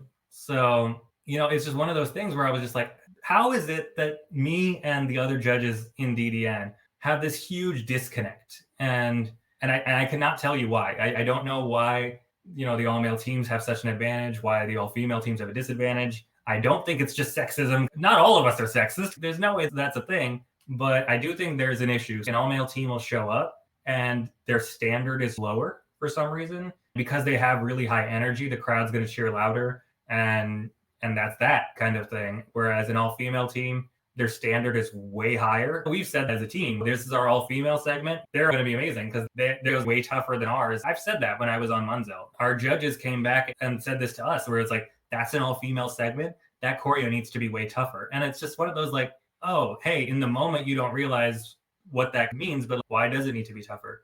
What if all the guys had Bollywood dance backgrounds and none of the girls did? Why would the girls segment need to be tougher choreo-wise? We need to make our standards even again. I don't think they are right now. If men do exactly what a co-ed team does and a female team does exactly what a co-ed team does, it's going to be male team, co-ed team, female team in that order as the statistics revealed, where it's just that's naturally what happens. And it's really unfortunate. And I hope it changes like as soon as possible. But so when I'm saying I was never more angry than when OSU Origins won, it wasn't that OSU Origins was bad or even necessarily worse than some of the teams they beat. It was I thought they were at best the same level of some of the other teams that placed, and they won because they were OSU Origins. They didn't win because they were the best team that day.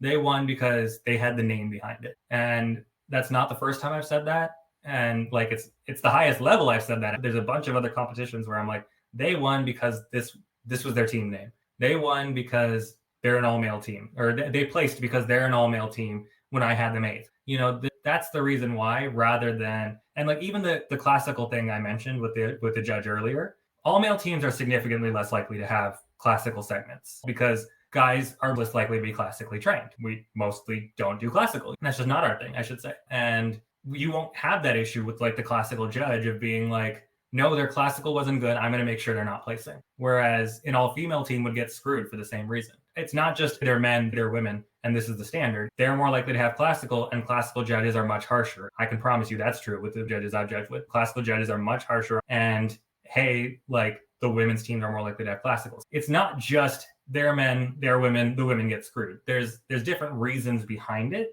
But I think we need to find a way to stop that. It's on the judges 100%. It's also on the rest of the circuit. It's on the audiences that are just, like I said, the guys do one thing, horrible cleanliness, but high energy, and the crowd goes wild. The women have perfect cleanliness, maybe like 1/10 lower of energy, and the crowd goes silent. It doesn't make sense to me as a judge watching something, and I was like, that was better than what the guys did, but the guys had the biggest cheer of the night. I don't get it, kind of thing. And it's like I said, it's a problem. It's something that needs to be fixed. I don't really know how to fix it. I wish I did. If I did, I would have already been trying to implement it from behind the scenes. And, you know, I definitely, there's certain critiques I've heard beyond just the classical one. You can tell as someone who's had that thought process a lot, did the statistics and is upset I couldn't release the article to maybe get DDN to change. It's really upsetting every time I see a male team, even in level with the co-ed all-female team, getting pushed up just because they're a male team. I think there's definitely a lot what you said, but like it's interesting because at the same time, there's what you talk about is so far like bias, kind of male dancers usually have this bias of like lesser standards, lesser or like their dance is more powerful and more engaging, but that's not necessarily like, all the time true. Like one example I can think of myself is that UTD Rough Drive, they did their classical segment this year, or like one segment. But if I think about it, like I think Pit Masana this year, and like their lead won best lead from that one classical segment where they all rearranged and did like a similar thing. But that does not come to my brain as much as the male version, even though the female version was at a higher level and was more complicated. And that's just like I guess an implicit bias like we all have to like bring to the discussion too. And like other talking points like in Bhangra, I think some discussion has been around that in the Bhangra podcast about like are boys held to higher standard versus girls. Sometimes boys Bhangra teams place more than girls do. And then at the same time, like I think that's also brought to classical. Because in classical dance, like when you saw Chuck Desi, like I was blown away by the talent that these people have. But like classical is not necessarily always appreciated as much. I wonder if that's because it's seen as a girls' dance form, even though boys and girls can both do it. When boys do it, why is it held to like, whoa, it's so much better? Of course, we recognize how hard it was, but shouldn't we really like, evaluate it at the same standard? Yeah, a lot of it comes from like classical specifically. A lot of that comes from the fact that we acknowledge that there's a high likelihood of the fact that that man did not know classical until he joined the dance team. Whereas the girl probably did it through her childhood. There's that assumption of like, they've done this since childhood. They better be good at it now. Like they've been doing it for this many years. The guy has been doing it since the beginning of this year. And look how good he is already. We don't do that with any other styles. Like I know with me, there were definitely styles, like we did jazz and contempt and things like that on Munzel. I've never done jazz. I've never done contempt. I've done hip hop. I've done a whole bunch of styles, but jazz, contempt, like absolutely not. And they put me in both contempt segments, and I'm just like, oh my God, I'm going to die. But then I did contempt, and I was like, hey, I don't suck at contempt. I'm better than I thought. It's one of those things where we don't have that thought process with male dancers or Indian dancers with contempt. Without that thought process, most South Indian people are not going to know Bhangra. I'm just Punjabi, so I better know Bhangra. I'm not good at it, but I knew it. But like I'd done hip hop. Not necessarily all of us South Asian people are going to have done hip hop coming in. Not all South Indian people are going to have done Bolly going in. We're just on a Bolly Fusion team. So it's just one of those things with classical in particular. We know that guy didn't know that coming into the year, even though there's a chance he did. He could have been classically trained too. We have no idea. That's just where our mind goes. Similarly with females, it's just assumed that guys do it more powerfully. The best Bhangra dancer I've seen was a woman. The reason I talked about the contempt segment at Chuck Desiville, it was a girl who did most of it, but she was flanked by two guys for a majority of that segment also. I was focused on her because she was the lead of the segment. But those two got, like, if they hadn't been able to keep up with her, that segment wouldn't have been as cool as it was. You know, I think it's just one of those things where, unfortunately, it's like you said, it's just there's been impressions that have lasted for so many years now that it's going to be really hard to start to undo expectations. Like, guys do Bhangra more powerfully. Classical is a girls' dance. Girls are more graceful. Guys are going to be more powerful. Girls are going to be more clean, less energy. Guys are higher energy, less clean. Does that happen a lot? Yeah. And like, I get why that's the expectations. But when it doesn't happen that way, that shouldn't be shocking. That shouldn't be surprising. That shouldn't be like, oh, because they did this thing that was subverted our expectations, they place. Like, I don't think that's how it should be, where it's like, just because they didn't conform to our expectations of them, that means they did so much better and or worse. That's going to take a while. It's going to take conversations. It's going to take judges to step back and look at their biases. Not everyone is a statistics guy who's going to have the literal numbers to be like, oh, clearly there's a bias towards all male teams. Let me take a step back and make sure I'm judging all these teams equally and evenly if I can. Most judges, every other judge, will not have that in their background. I try. Every time I go and am able to have a conversation, especially like the comps where the judges make it on Fridays rather than the day of the comp. Because when we get there on Saturdays, we're just like, okay, get ready, go to the theater, we're judging, we're done. But especially the comps where we get there on Friday and we as judges usually get to hang out and talk.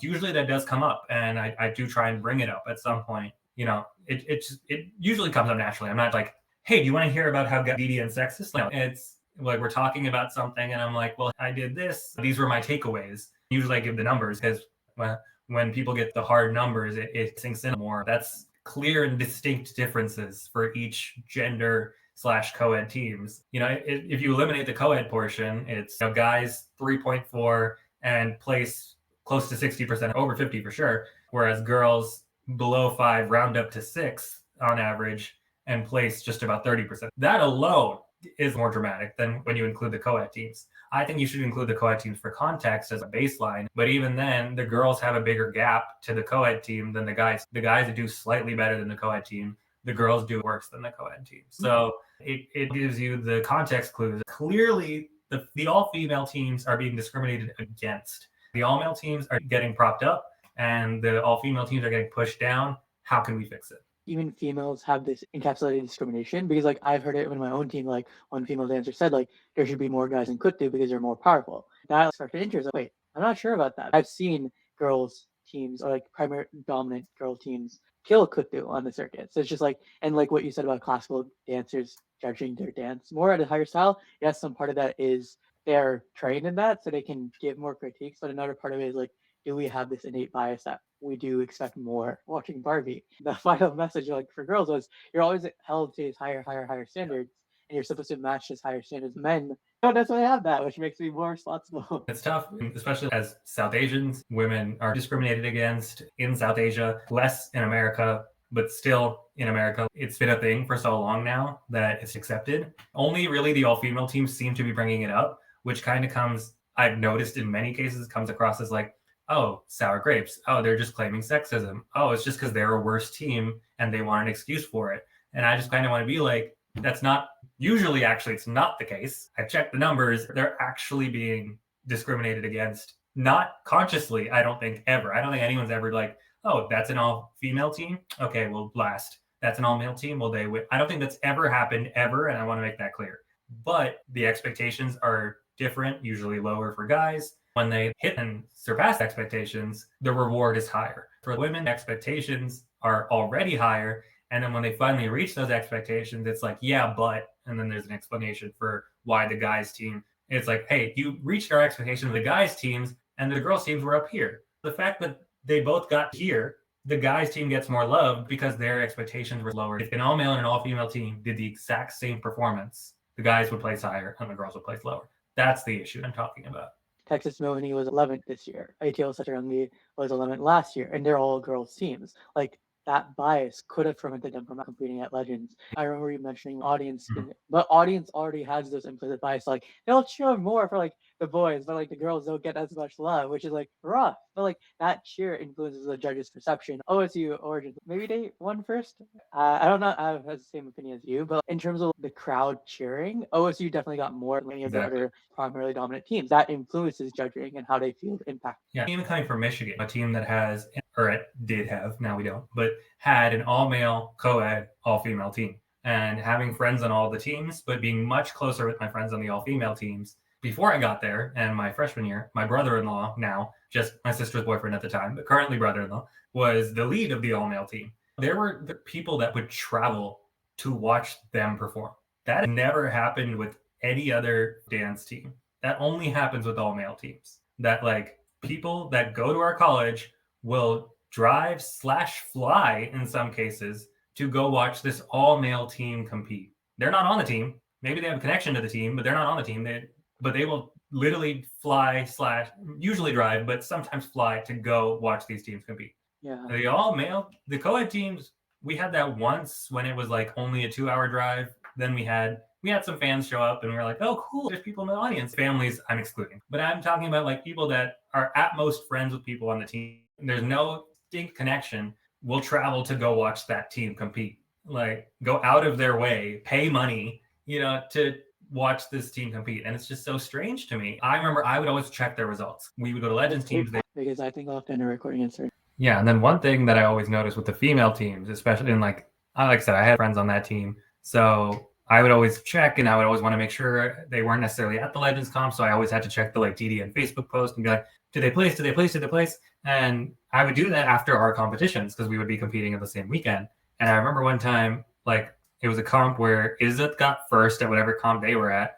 We didn't place, so we were annoyed. And I was like, okay, but how did Thal do? Like, I want to see how all of us did. That was the name of the all-female team. How did Thal do? And then I was like, oh my God, they won. Like, Izzat and Thal both won the same week. Like, I was so excited. One of the guys on the team is like, okay, so I've noticed something about you. I'm like, oh, okay, what's up? He's just like, I noticed you consider Thal a legitimate team. Why? And I was like, huh? I was so in shock that that question happened. It was the first time I paid attention to the sexism in DDN. This was one of my teammates. Like, you consider Thal a legitimate team. And I was just like, because they are a legitimate team. They were at a competition this weekend, which they won. Just because they aren't on the Legends circuit, just because they aren't as good as Izzat and Munzel at the time, that doesn't mean they're not a legitimate team. I was partially disappointed in him for the question, but just mainly just like in shock that that question even happened. Of like, what? So that's kind of one of like another of those things where I'm just like, just because that team didn't place or make it to Legends comps doesn't mean they're not a legitimate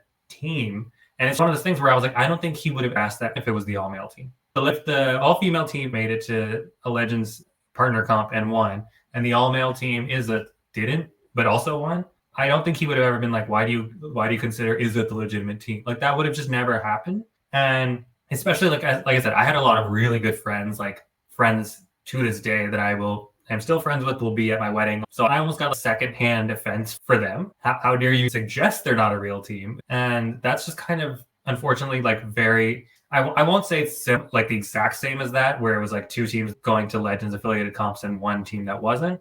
But I just think that, like, especially like Ohio State, they have OSU Origins and they have Buckfu. And Buckfu was at their level, if not better, for a few years. Nobody cared because the old OSU team won 2 national comps. I enjoyed Tale of Three Sisters more than Channel Chasers, even if they got third and Channel Chasers got first. Like, that, it was just one of those things where it's like, it was very frustrating. And I'm a guy. Like, I'm a guy on a co-ed team. So I can only imagine how frustrating it would be for these all-female teams. And it's one of those things where, like, when signing up to be a DDN mentor, I actually, like, they asked, are there any teams you wouldn't want to be with? I listed the teams that should talk to me on social media before. Guys, don't do that about judges. We know it's you. You're not, like, I have no issue judging an all-male or all-female team, but I don't know if an all-male team would take my advice. I don't know if an all-female team would be comfortable taking advice from a guy. All-guy teams feel like, because of the bias that all-male teams have been given, that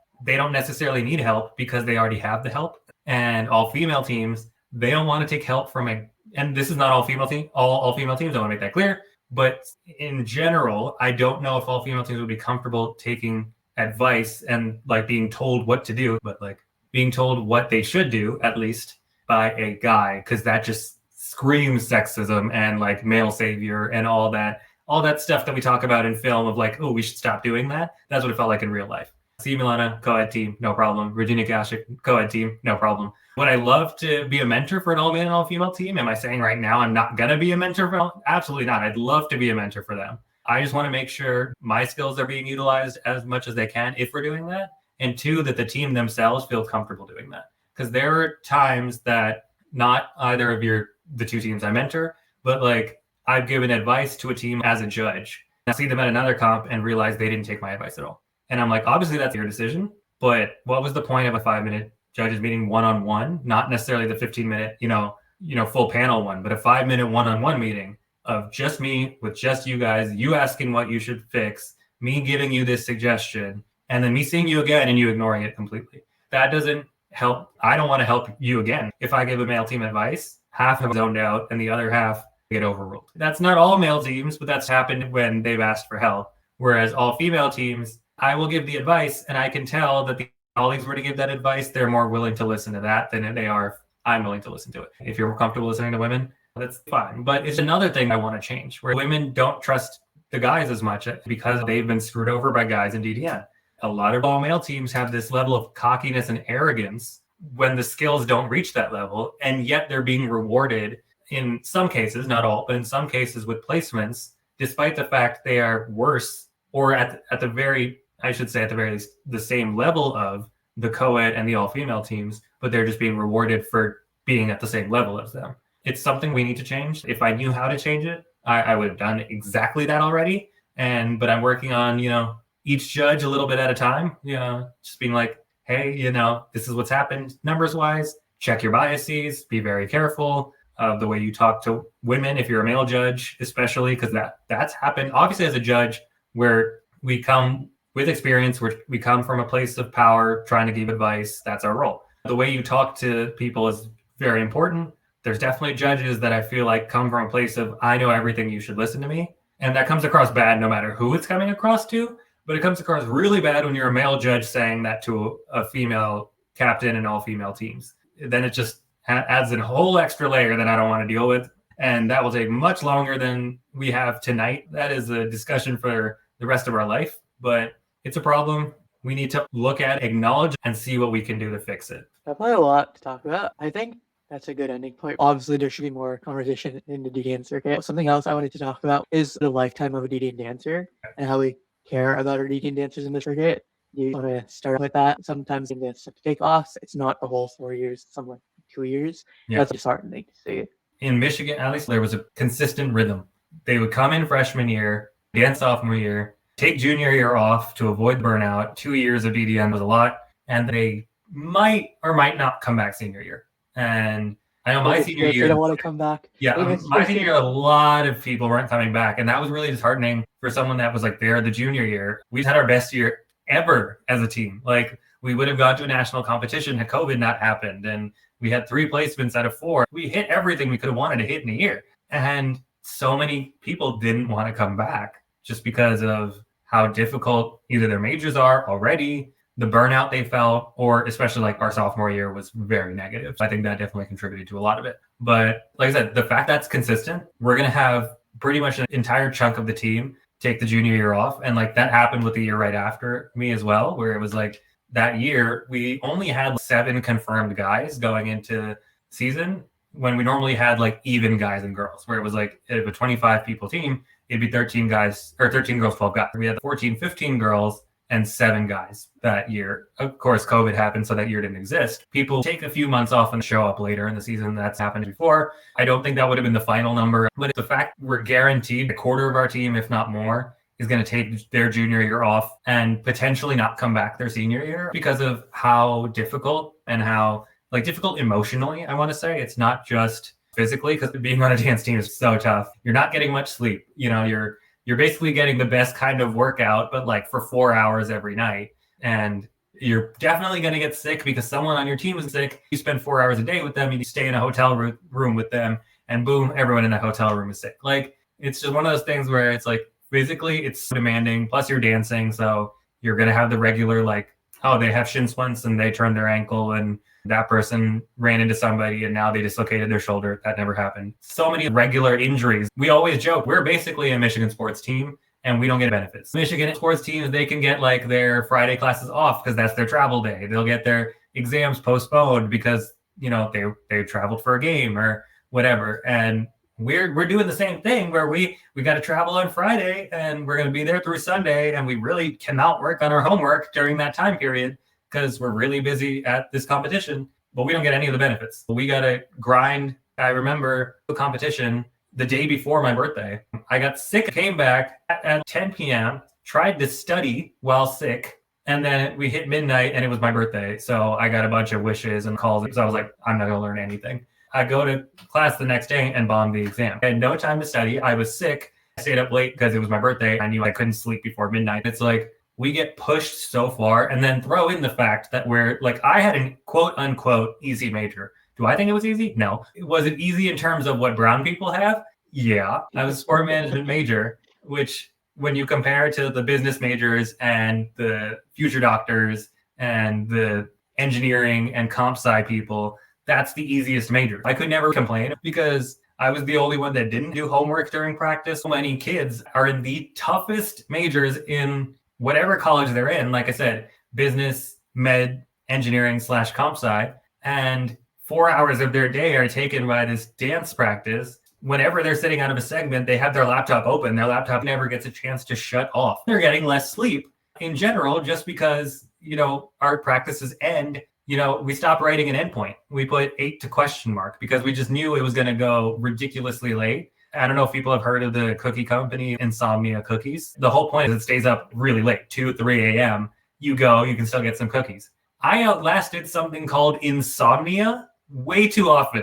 Like, I would walk back and be like, great, insomnia's closed. That's how late I'm awake. That used to be a regular thing where I would send snaps on the way back from practice, walking through the snow in Michigan, being like, look, insomnia's closed. It's snowing. And I get to walk back. By the way, I'm hungry because it's been 10 hours since I had to eat before practice. But I don't know if I can eat because then I got to take a shower, sleep, and then I have an 8 a.m. the next morning in the same room we just practiced in. That was a horrible semester. It was like, and that was with me having the easiest major of everyone on the team. Like I said, sport management major, I shouldn't have even been complaining, and I didn't because of that. But it's one of those things where I was like, I was drained mentally that semester. Pretty much that semester was like extra tough. We had back to back competitions, 4 straight weekends in a row, which we had never had before. And I've made sure that no one else has done that since. It's a terrible idea. But that meant that like we had to shove everything in an even more compressed timeline than we normally would have. And it just was an absolute, like I said, mental killer. I was sick longer than I've ever been sick in my life. Where like I said, I got sick during this competition because one of our other people were sick, and I never healed. It's like I would get like, okay, I have less cold symptoms than normal today. I had a week of nothingness. The second weekend of spring break, I felt okay. Even then, back to school, I wasn't completely over it. So I had a sniffle and a slightly runny nose. And unfortunately, that's when COVID came in. So luckily, I didn't have COVID. We checked. But it was one of those things where I was like, I got sick for 4 weeks. And even by the end, I wasn't completely healthy, despite the fact we had a spring break in between. It was just,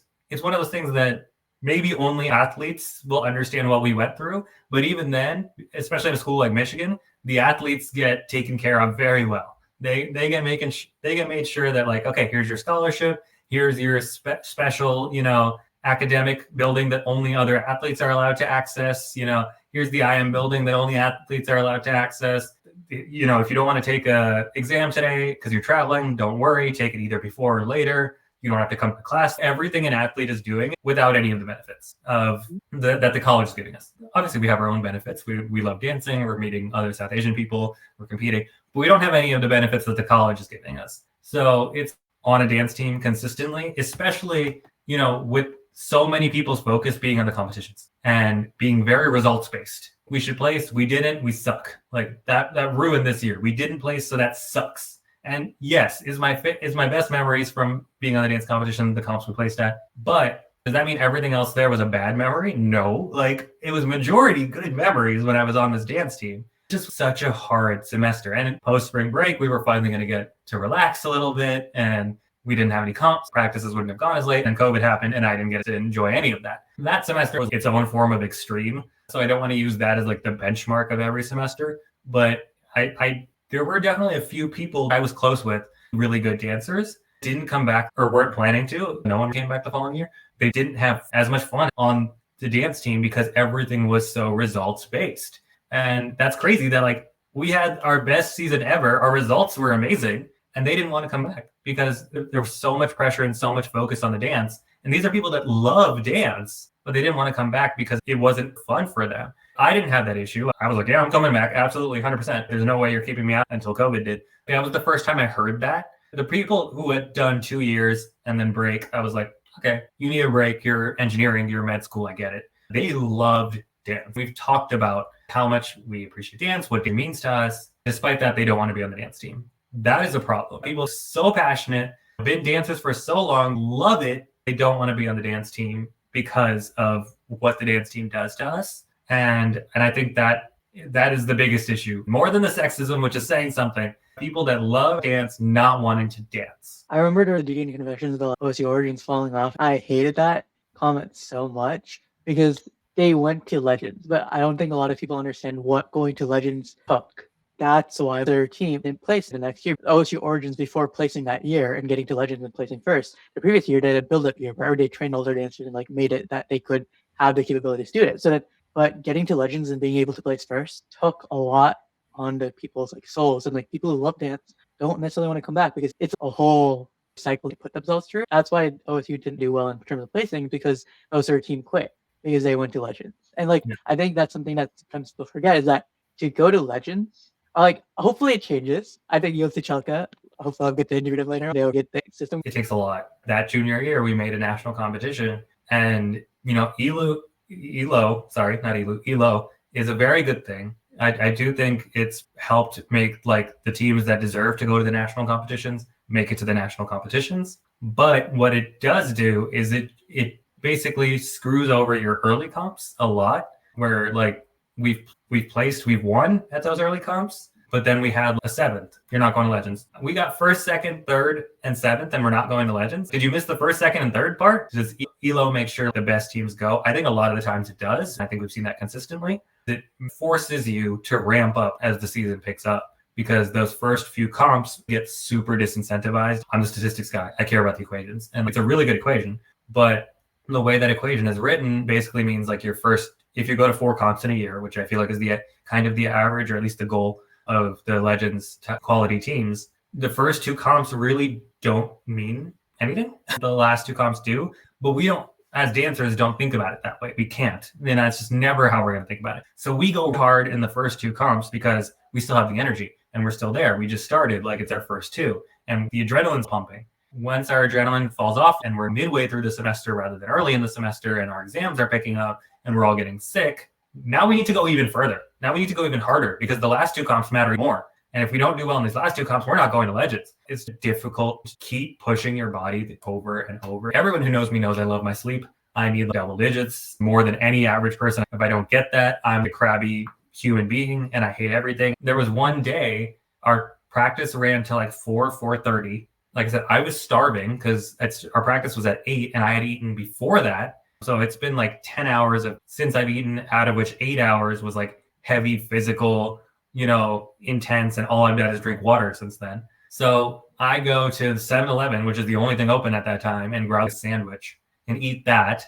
Then I go and take a shower. Then I do my like regular things and I realize I'm going to get at most 1 to 2 hours of sleep. I have an 8 a.m. the next morning. And so I literally just went, okay, I guess I'm pulling an all-nighter. And I had never pulled an all-nighter before or after that competition season. Like, that's how much of a killer it was. I went and got coffee from 7-Eleven. I don't drink coffee. I've never drank coffee before or after that competition season. I needed it. I just need this coffee to stay awake in this 8 a.m. class. I'm drinking coffee during this class and falling asleep.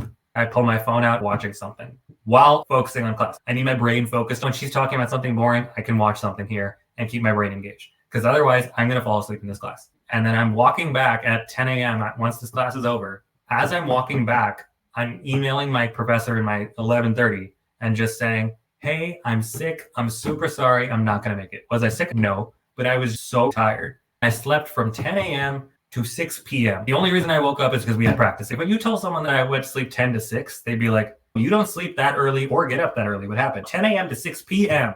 I slept because I was just so tired. It was Thursday. We had Thursday practice. I couldn't even completely relax. I get up, get dinner, which is breakfast for me, come back, let my dinner settle, and then go back to practice. Practice till 4:30, eat, shower, get ready for the day, get coffee, go to class, stay awake, sleep 10 to 6, eat, go back to practice. That is not sustainable. I know the things I'm saying is like what med students probably go through on a daily basis, even without a dance team. And like, that's why I have major respect for doctors. But that's not what I signed up for in college or on the dance team. I'm killing myself, getting less sleep, sleeping through the day, lying to my professor and saying I'm sick. The only reason it worked is because I never missed that class. That professor loved me. So she was like, yeah, sure. But lying to my professor saying I'm sick just so I can get some sleep. The only reason I woke up was so that I could be ready for the practice again the next day. Like, otherwise I would have just slept even longer, as long as I could. That is not okay, no matter who you are. Sport management major, med student, I don't care. Like, that's not all right. And I do think we need to fix the med student thing, but that's not anything I have any control over. But the DDN thing, really, we need to fix, because no person should be in that situation where they're forced to stay up late, skip class, to sleep, and then do it again the next day. That's not sustainable. That's not okay. And we need to find a way to make sure that doesn't happen, because we will burn out. I was super close to burning out that semester. Mm-hmm. And then obviously it's easy to say. I've heard that many times. Like, when I think about these things, and like people say like easy to say, but how does it get implemented? Because I'm sure like that's what I've heard from other people. Every team wants to do this, wants to be like this. When it like comes to like, what decision are you gonna make? I feel like it tends towards like, oh, we want to be competitive. We want to win. That detracts from the commitment to dance and what you signed up for. I feel like even with the competitive people, that usually tends to complaining when things don't go your way. That tends to like, oh, we're not winning, we're not, and that cascades into a negative side effect. So like it just talks about like what way do we want to show up for dance and like what does that mean? I'm pretty sure even with long practices, you've probably seen people not paying attention, not using time efficiently. People who say they want to win aren't necessarily showing up in the best way. At least that's what I've seen from my experience. It's frustrating because I don't think any practice should last 8 p.m. to 4:30 a.m. The worst part is I'm there every day doing 8 to 4:30, killing myself, and I'll get someone more talented than me. I can say they're better. They're a better dancer. Not putting in this much effort, not showing up to practices, showing up late, leaving early, not telling our logistics chair. Our logistics chair was in tears because she was just like, it doesn't even make sense for me to reach out to them anymore. They're not going to listen to me. Like, that's horrible. That's a horrible place to be in. And this is someone who, like I said, has been in a position of leadership in a different organization, so they should know how this feels. They're objectively a better dancer than I am. It's almost resentment. We're like, you've been given this talent and you're not using it. I would love to have the talent you have. I have to kill myself at practice every day that my ceiling is your floor, except I'm out dancing you because I'm trying harder and you're not trying at all. That upsets me on like so many levels. And it's like you've given this talent. The universe has given you the damn talent that so many people wish they had. We rejected so many people every year for our dance team because they're not at the level we need. And you're on the team. You made the team and it had to be unanimous. It was a hard bar to hit. I didn't make it the first time. We decided that we want to put the effort into you and you don't want to put that effort into us. It's frustrating. Even when you come to a practice, you're distracted. And not only are you distracted, you're distracting other people. You're preventing us from being efficient as we can be. The reason we're here until 4:30 and not 2 is because you wasted 2.5 hours. Not you necessarily, but like people that aren't like working that hard. And then on top of that, we stayed till 4:30 and 10 people aren't there. So those 10 people are not going to be at the same level as the people that stayed till 4:30. And then they're going to be upset that we didn't place because they had talent, given to them, but they didn't use it. Now they're upset the people that were less talented than them were less talented than them. We may be less talented, but we're trying 20 times as hard. That leads to resentment, people disliking each other on the team, people calling each other out. And that just brings the whole team down. And, I still don't know how we got through the magic year because there was definitely a few times where I was just like, someone needs to be yelled at. But we weren't. We kept together. We qualified for the national comp. Then COVID happened. A lot of us don't speak anymore. The level of resentment we've hit. Obviously, the groups that were friends and really tight are still tight. But if there was like a reunion with like 25 of us went back, I don't know like 25 of us were invited. I don't know if all 25 of us would go. I haven't talked to that person in 25 years. And it came from people not putting in effort at dance practice. That's how it started. Obviously, personalities come into play. I didn't get along with them anyway. The resentment started because this person didn't show up at practice, didn't put in effort. And then you go to a comp, you don't place, fingers start getting pointed. As soon as a finger gets pointed once, it's over. Your team is done. It takes a lot to get to a national competition. And that's just to get there. Once you get there, you're taking on the best teams of the year. Like, I've joked some teams game the system and they make it to a national competition by placing at easier comps and taking out harder opposition. Even then, you still got to put in effort to get there. Once you're there, you're taking on the best. You got to put in more effort at whatever national comp you're at, which is, in this case, is just Legends. And that is its own form of killer, where it's like, okay, we appreciate everything you've done so far, but it all means nothing because it all comes down to this one competition. To hear you say, somebody said, OSU Origins is washed now, like, okay, because they didn't win Legends. They didn't do the toughest thing it is to do in this circuit. The fact they still made Legends but didn't win, like, they're washed. The year after, like, they didn't make it to Legends when they won Legends. Have you ever made Legends in your life? No, go away. You don't know what it takes. It takes a lot. I've mentioned how I don't think OSU Origins deserve to win. Does that take any respect away that I have for their win? Absolutely not. Or any teams that place at Legends or make it to Legends. I know how difficult it is to do that, how difficult ELO makes it to do that, and how much tougher it is to place at that comp. When I did my statistical analysis, for example, if someone got 8th at a regular competition, they would lose points in the overall standings. If they got 8th at Legends, they lost 0. Legends was only a bonus. It couldn't take away from you. That is the end point, the postseason. Once you made the playoffs, that's what that is. You don't deserve to get penalized for that. to shit talk any team that has made a national competition, has gotten close to making a national competition, is wrong. It takes more than you can imagine. Really good teams miss out because of how hard it is and how hard ELO makes it. A team can place first at 3 of their 4 competitions, but 8th at the 4th and won't make it. That's how ELO works. Are they one of the top 10 teams in the country? Absolutely. Will they be in Legends? No. That's how hard it is to get into Legends. It's frustrating to hear you're 3-4 years out from dance. Same trends have happened continuously. The DDN has become more popular. National Geographic has their own documentary now. These patterns keep repeating. I was wondering if you had any insights on why and how that could change. Obviously, there's the late practices and the desire to win. Anything else outside of that? Yeah, part of it is the life cycle of a college student. If it was the same people, like a professional dance team, you get people that dance until they're in their like late 30s, early 40s, and then they retire, like a professional athlete would. You would see a lot more changes of people realizing this is a systemic problem, we need to fix it.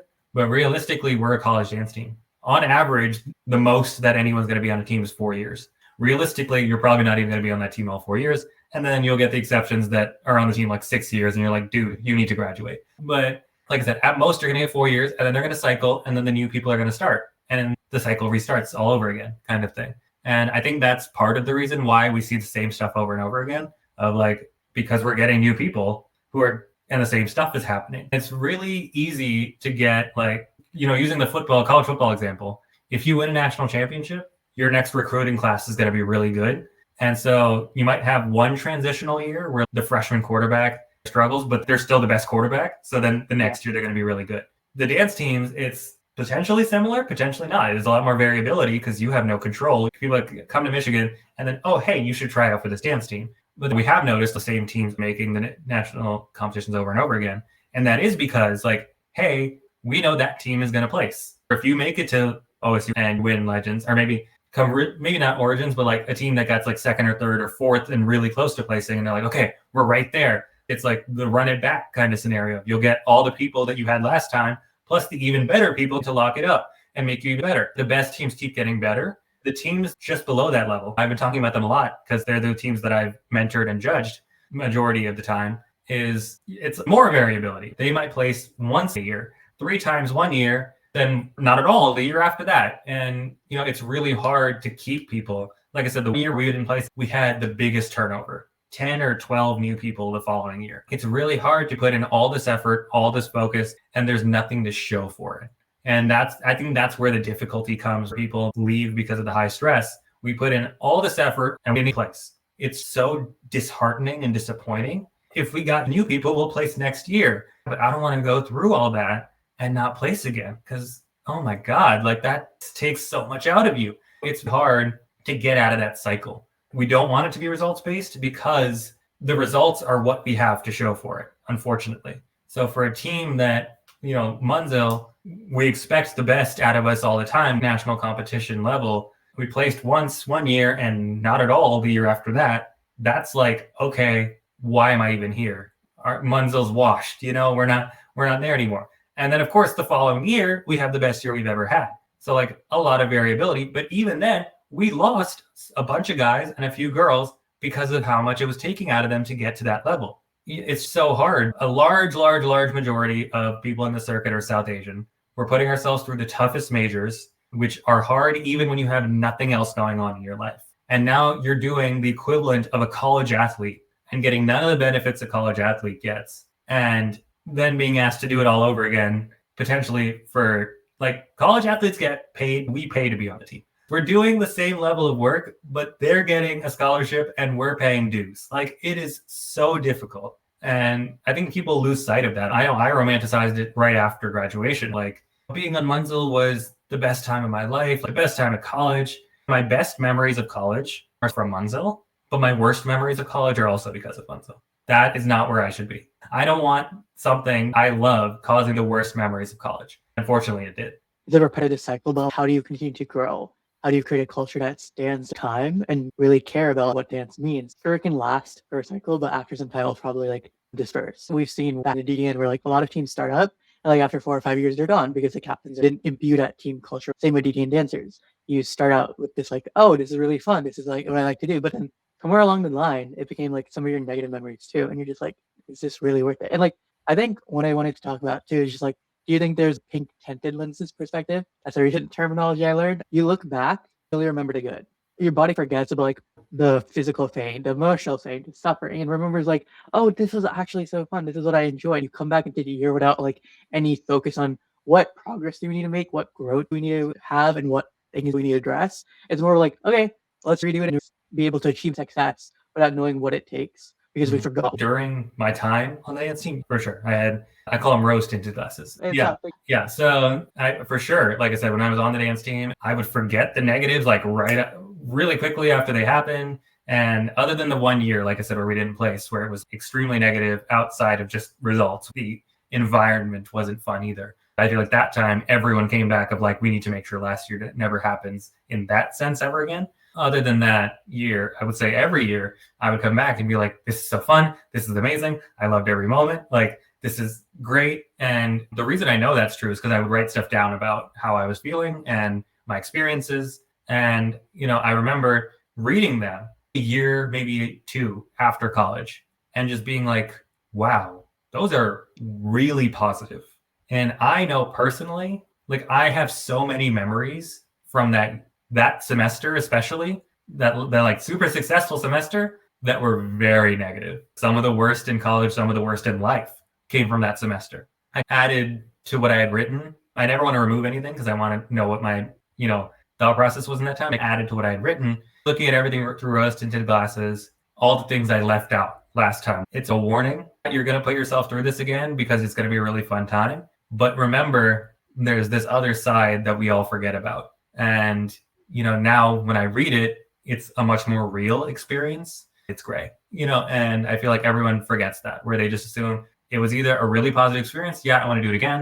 It was a really negative experience. I'm going to take the year off. And there's so much gray in between where it was like, yeah, this stuff was really positive. I really like the fact that our captains were really nice. And there was a lot of friends that I made on the team. And some of our results went really well. This stuff was really negative. There was someone who I literally never want to speak to again in my entire life. There's someone who was bullying me. This is not me. There was someone who was bullying me. There was someone who was sexist against the women. There was someone who was just rude to everybody, and those experiences exist as well. Oh, I wanted to tell people how I was feeling and I got shut down. That's not how I wanted to feel, being ignored or not valued. I'm giving my opinion. No one's listening. Someone else said the exact same thing I said, but they heard them. All those things have occurred at different times. When I was in it, those would just go right over the head and I'd move on and we'd focus on the positives. And then once I was out of it and able to take a step back and see a lot of these people's, do they value me now that I'm not on the dance team anymore? Now that I don't bring anything in their life and they don't see me every day? They clearly don't. Okay, now that I have that in my head, let me see some of their actions. Wait, those are more negative than I thought. Part of that is human nature, wanting to feel the best in people, wanting to think the best of people, wanting to make the most out of a situation. We paid this much money, we're putting this much time and effort into it. We really want to make it as positive as we can. If we don't want to enter that rabbit hole. Then you take a step back and look at it more clearly if you're in the moment at the time and just being like, ooh, I don't know if I want to put myself through that again. That's not where we should be. Not every person's going to get along with everyone else. Human nature, it's not going to happen. But it shouldn't be a place where I'm going to practice and like, oh, I got to go to practice today, And most of the time, I didn't have that feeling. Thank God. I understand I'm lucky. But even the day I went 10 to 6 and I had to get up because of practice, I didn't think of it like, damn, I got to get up because of practice. I was like, okay, I finally got some sleep. Let me eat. Now I'll go to practice. Now I can like handle myself at practice because I got some sleep. That was my thought process. Looking back, I went to sleep 10 a.m. to 6 p.m. and only woke up for practice. What the heck? That's a horrible thing to have to go through. And, I don't think anyone should have to go through, not necessarily that specific situation, but things like that, where everything is focused around, practice. And I got to make sure I'm in my best shape and that no one has any reason to say anything negative. Take a breath, calm down. Is this something I want to keep doing? Is this something I'm finished with? Is this something I never want to do again? Make that decision. But realistically, it shouldn't be something we never want to do again. The fact that so many people don't want to, that's something we need to fix. One extra option within that is if I come back to it, what needs to change is something I try to bring to the situation, especially for me. Like, even with this whole channel, like I've did your support so many times about doing this because it feels wrong to say something's bad because I'm the negative guy. I'm being the Debbie Downer. Maybe being able to say what's wrong is not being pessimistic, but I'm trying to say how we can improve and how we can make better experiences. Because I know like sometimes it's like this human experience. If I critique a captain, if I critique about a team, if I critique about a team culture, it's not you're a bad person. This is what's going wrong, and this is what I need you to hear, and this is what I need to improve upon. I feel like that's something we don't necessarily always encapsulate because it is a dance team, but at the end of the day, it's a team. The team has more than just a dance part. It has the culture. How do we support each other? How do we create a family in this unit that makes sure to cultivate each person's like unique abilities as a person, not just as a dancer. I completely agree. It's really hard to speak out and say something. And it's not just DDN. I worked after that, and the organization I worked in was clearly racist. I probably should have gone to like the media and said something, but I was like, no, I'm not gonna. I don't want to deal with that. So I just left. For DDN, it's hard for us to take people who had really positive experience, or at least remember the positive experiences, and be like, hey, you know those positive experiences you thought you had? You actually had some negative ones too. And it's like, yeah, we know we didn't want to remember them. So it's really hard to bring all those people to be like, there are negative experiences too. The only reason we're asking you to remember them is so that the current people in DDN now and the people that will be in DDN in the future don't have to go through the negative things we suffered through, because they were not easy. They're still not easy. Like I said, I really am only in touch with consistently with 2 people on my dance team. And like in social media, I'm obviously in touch with a lot more, but in turn, and like even the ones I'm in touch with, it's more like birthdays or holidays and then a how are you doing conversation, and then it's done. We're at the point now, and that's not normal. I don't want to make it seem like, oh yeah, that's just because he was a loner. No, I wasn't a loner, but like that wasn't, I know that's not a normal thing. I know there's a lot of people that I've met, they're like lifelong friends from DDN, like, and they will continue to be friends. They'll be part of their wedding and things like that.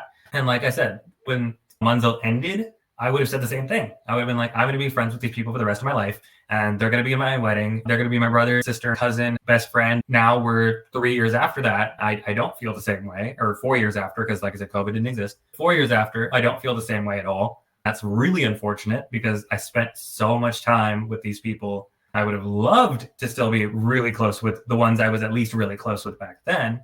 And it just hasn't happened, unfortunately. And like I said, that's really sad. But what's the reason behind that? And the reason is because there was a lot of days where they didn't make me feel valued. There was a lot of days where I wanted to tell them something and they shut me down.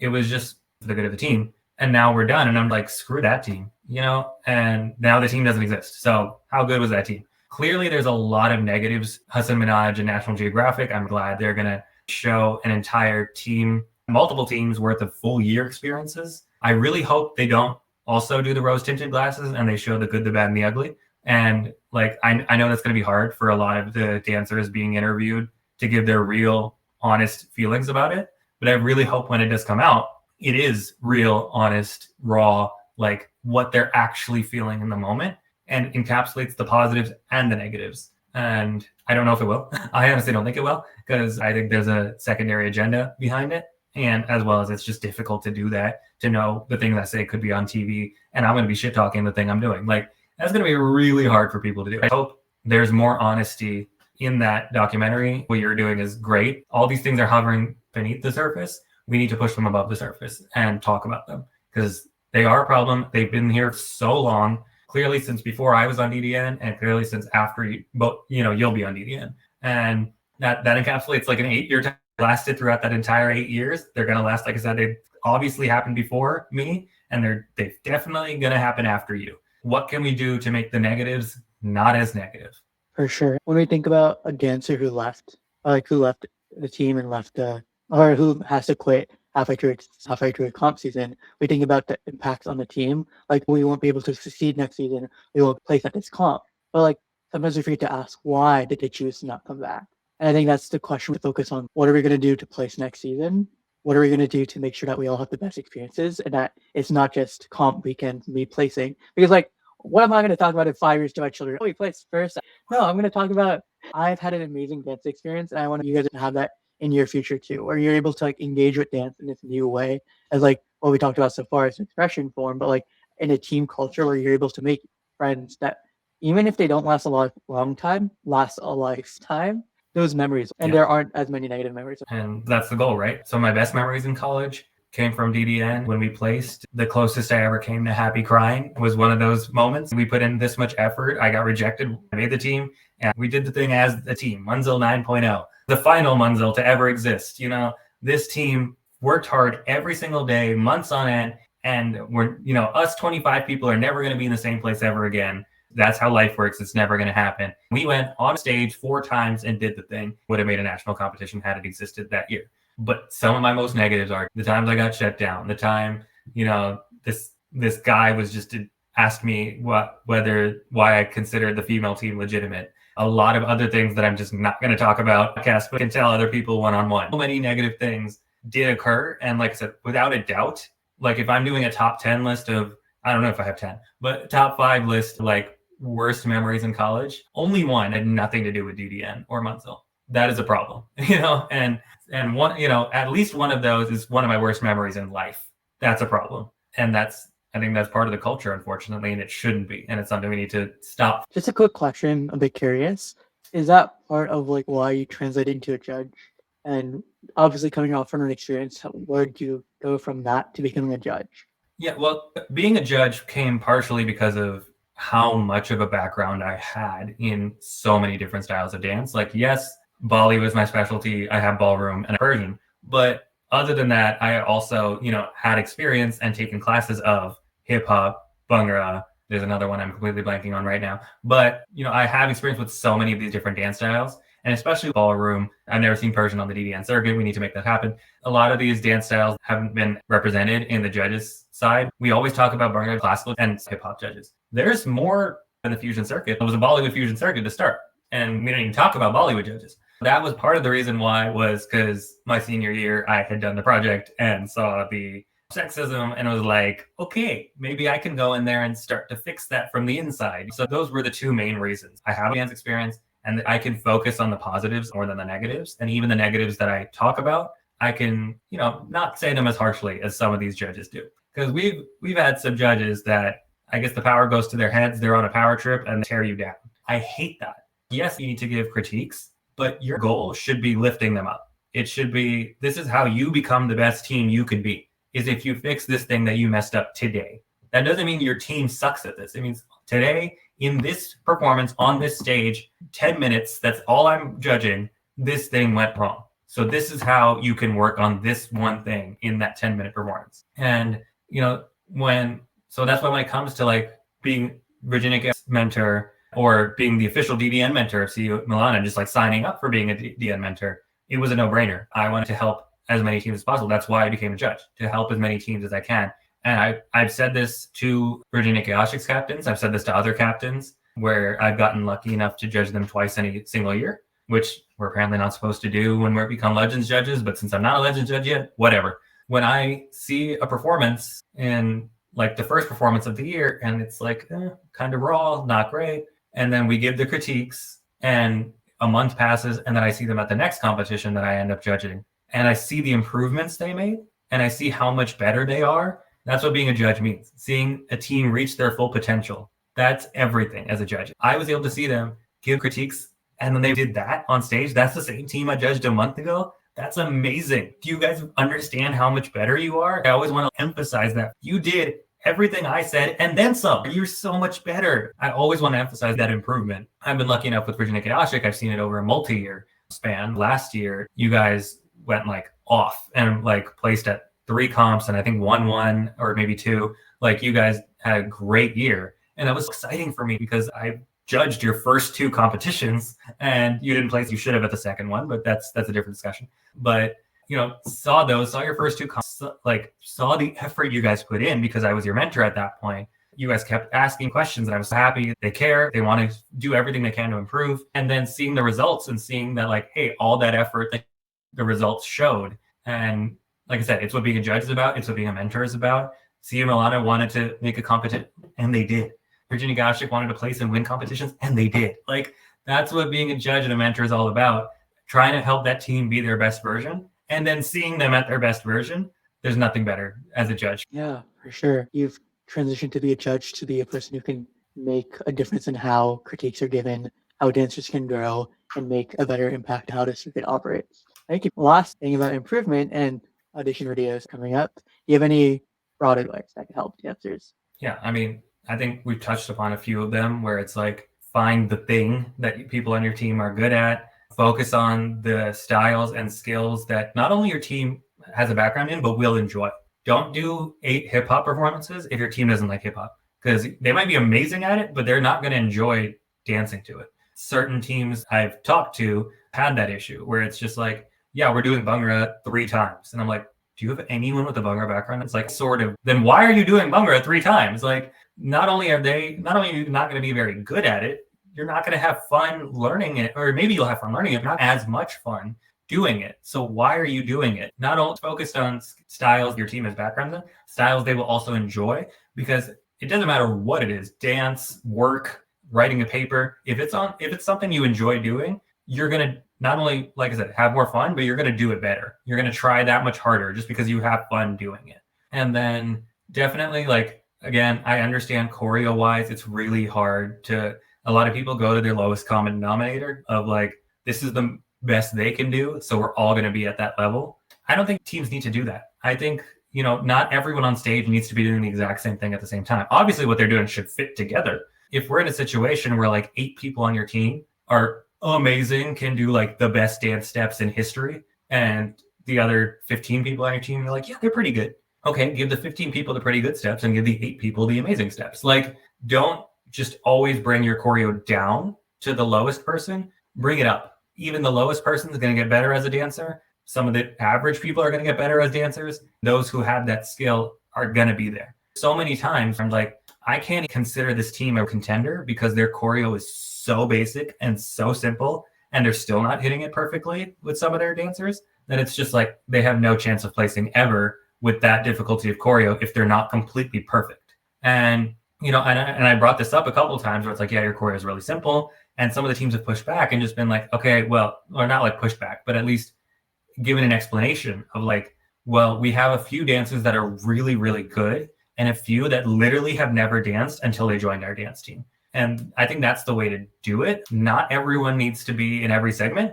Not everyone needs to be in every dance style. Not everyone needs to be doing the exact same stage, even if they're in the same segment doing the same dance style. They don't need to be doing the same steps all the time. And that's okay as long as it fits together in one performance. It's a performance, not the individual. I don't want you to do basic steps when you have the potential to do more. If the ceiling of your team is basic steps, that's fine.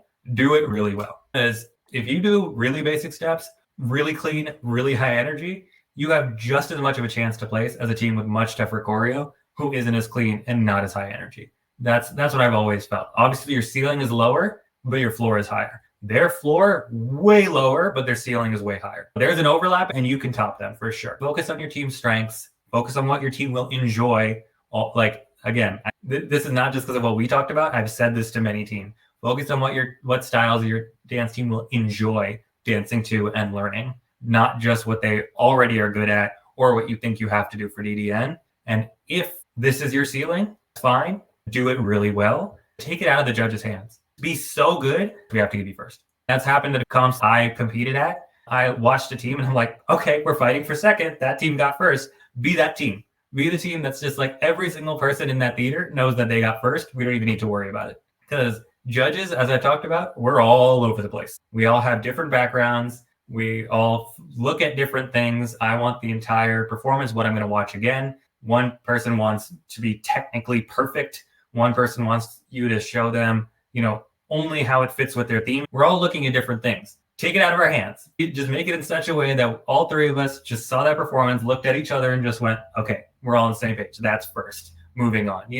And there's a few comps like that. Not that many, but if I've judged 6 comps so far, 2 of those comps were, okay, that team got first. And we loved that feeling as a judge. Where there's no debate. That team got first, move on. That's your goal. Take it out of the judge's hands. Take everything that you can control and make it perfect. And that's all we can ask. And the last thing I wanted to ask, if you could go back, one thing you can change. If you wanted to say more than one, you can say more than one, but what would be one thing you would change about your dating experience or one thing you would operate differently with? I know the obvious answer is I don't want to go through rejection, but I'm glad I got rejected because I thought I was the shit coming out of high school. And I was especially the guy dancers. I was like, obviously I was best guy dancer, especially in Bollywood. No one can beat me. I went out there and got rejected. Clearly, there are guys better than me. That helped me realize once I got on the team, I need to keep trying, keep working really hard to make sure there's no doubt I'm on this team. I'm going to try harder than every other person. You can never challenge my commitment. The only thing I would really like take away is the people that don't seem like they're having fun on the team, regardless of talent. If they aren't having fun, I don't want them on the team. Part of that is selfish. We're on the team. I'm having a great time. Get the hell out of here. And part of that is for them. If you're coming to practice, not every day, but you're having I have to go again, and you're not having a good time for your sake, I don't want you there. College is hard. Your mental health is being attacked from every angle. I don't want this one place that's supposed to be your safe haven also be an attack now on your mental health. It's not overly negative. I don't want this to be like, oh, this is someone who's struggling and then DDN's making worse. It's also people that like, they have other priorities, and being on a DDN team is not one of their top 3. If that's the case, I don't want you on the DDN team, because like we're putting people that are killing themselves every day to just try and be slightly better as a dancer. And you don't care about this team. You're just doing it to kill time, hang out with some brown people, and maybe dance a little bit. Like if you're not having fun, if this isn't something important, it'll be better if you're not on the team. And that's what I would change, because there was a few people on my team that I could tell that this was like, one guy was on a Michigan hip hop team, the president of the Indian American Student Association, and a pre-med major. So we were his fourth at any given moment. And he would usually not show up to practices. He wouldn't tell us he was missing practices. It was like, dude, you're a great dancer, but I don't want you here right now. I legitimately would regularly forget he was on the team, where I would just be like listing people, and I'd be like, oh, that's it. Who am I missing? And they'd be like, that guy. And I'm like, oh yeah, him. It was like, clearly you don't want to be here. As good as you are, I don't want you here. And like, I feel like with the results-based focus, that's really hard to say. He was a great dancer. When he came on stage, he was pretty good. He made us better as a performing team, but it made us less comfortable with each other, because it was just like, we're this family that have been together every single day, at least 4 hours, usually much longer than that, every night, and then go and stay with each other in a hotel room and have this major bonding experience. And then here's the dude that shows up on comp weekends, drinks with us, sleeps in the hotel, and then he's gone. I'm like, who's he? Where did he come from?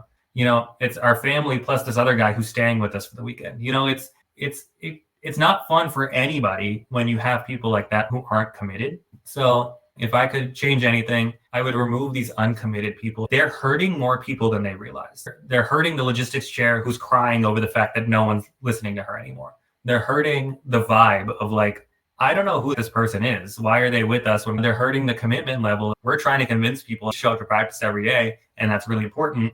And we're gonna remove you from the dances if we don't, when this other guy is just only showing up for comps, and yet he's not been removed from anything.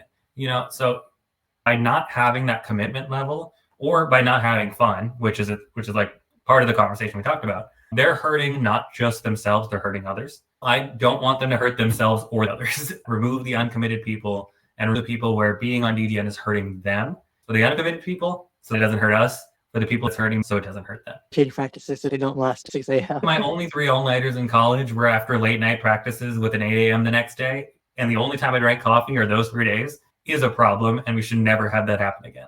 Thank you for this conversation. I've really enjoyed it. Any final thoughts? No, I think that was a good place to leave it.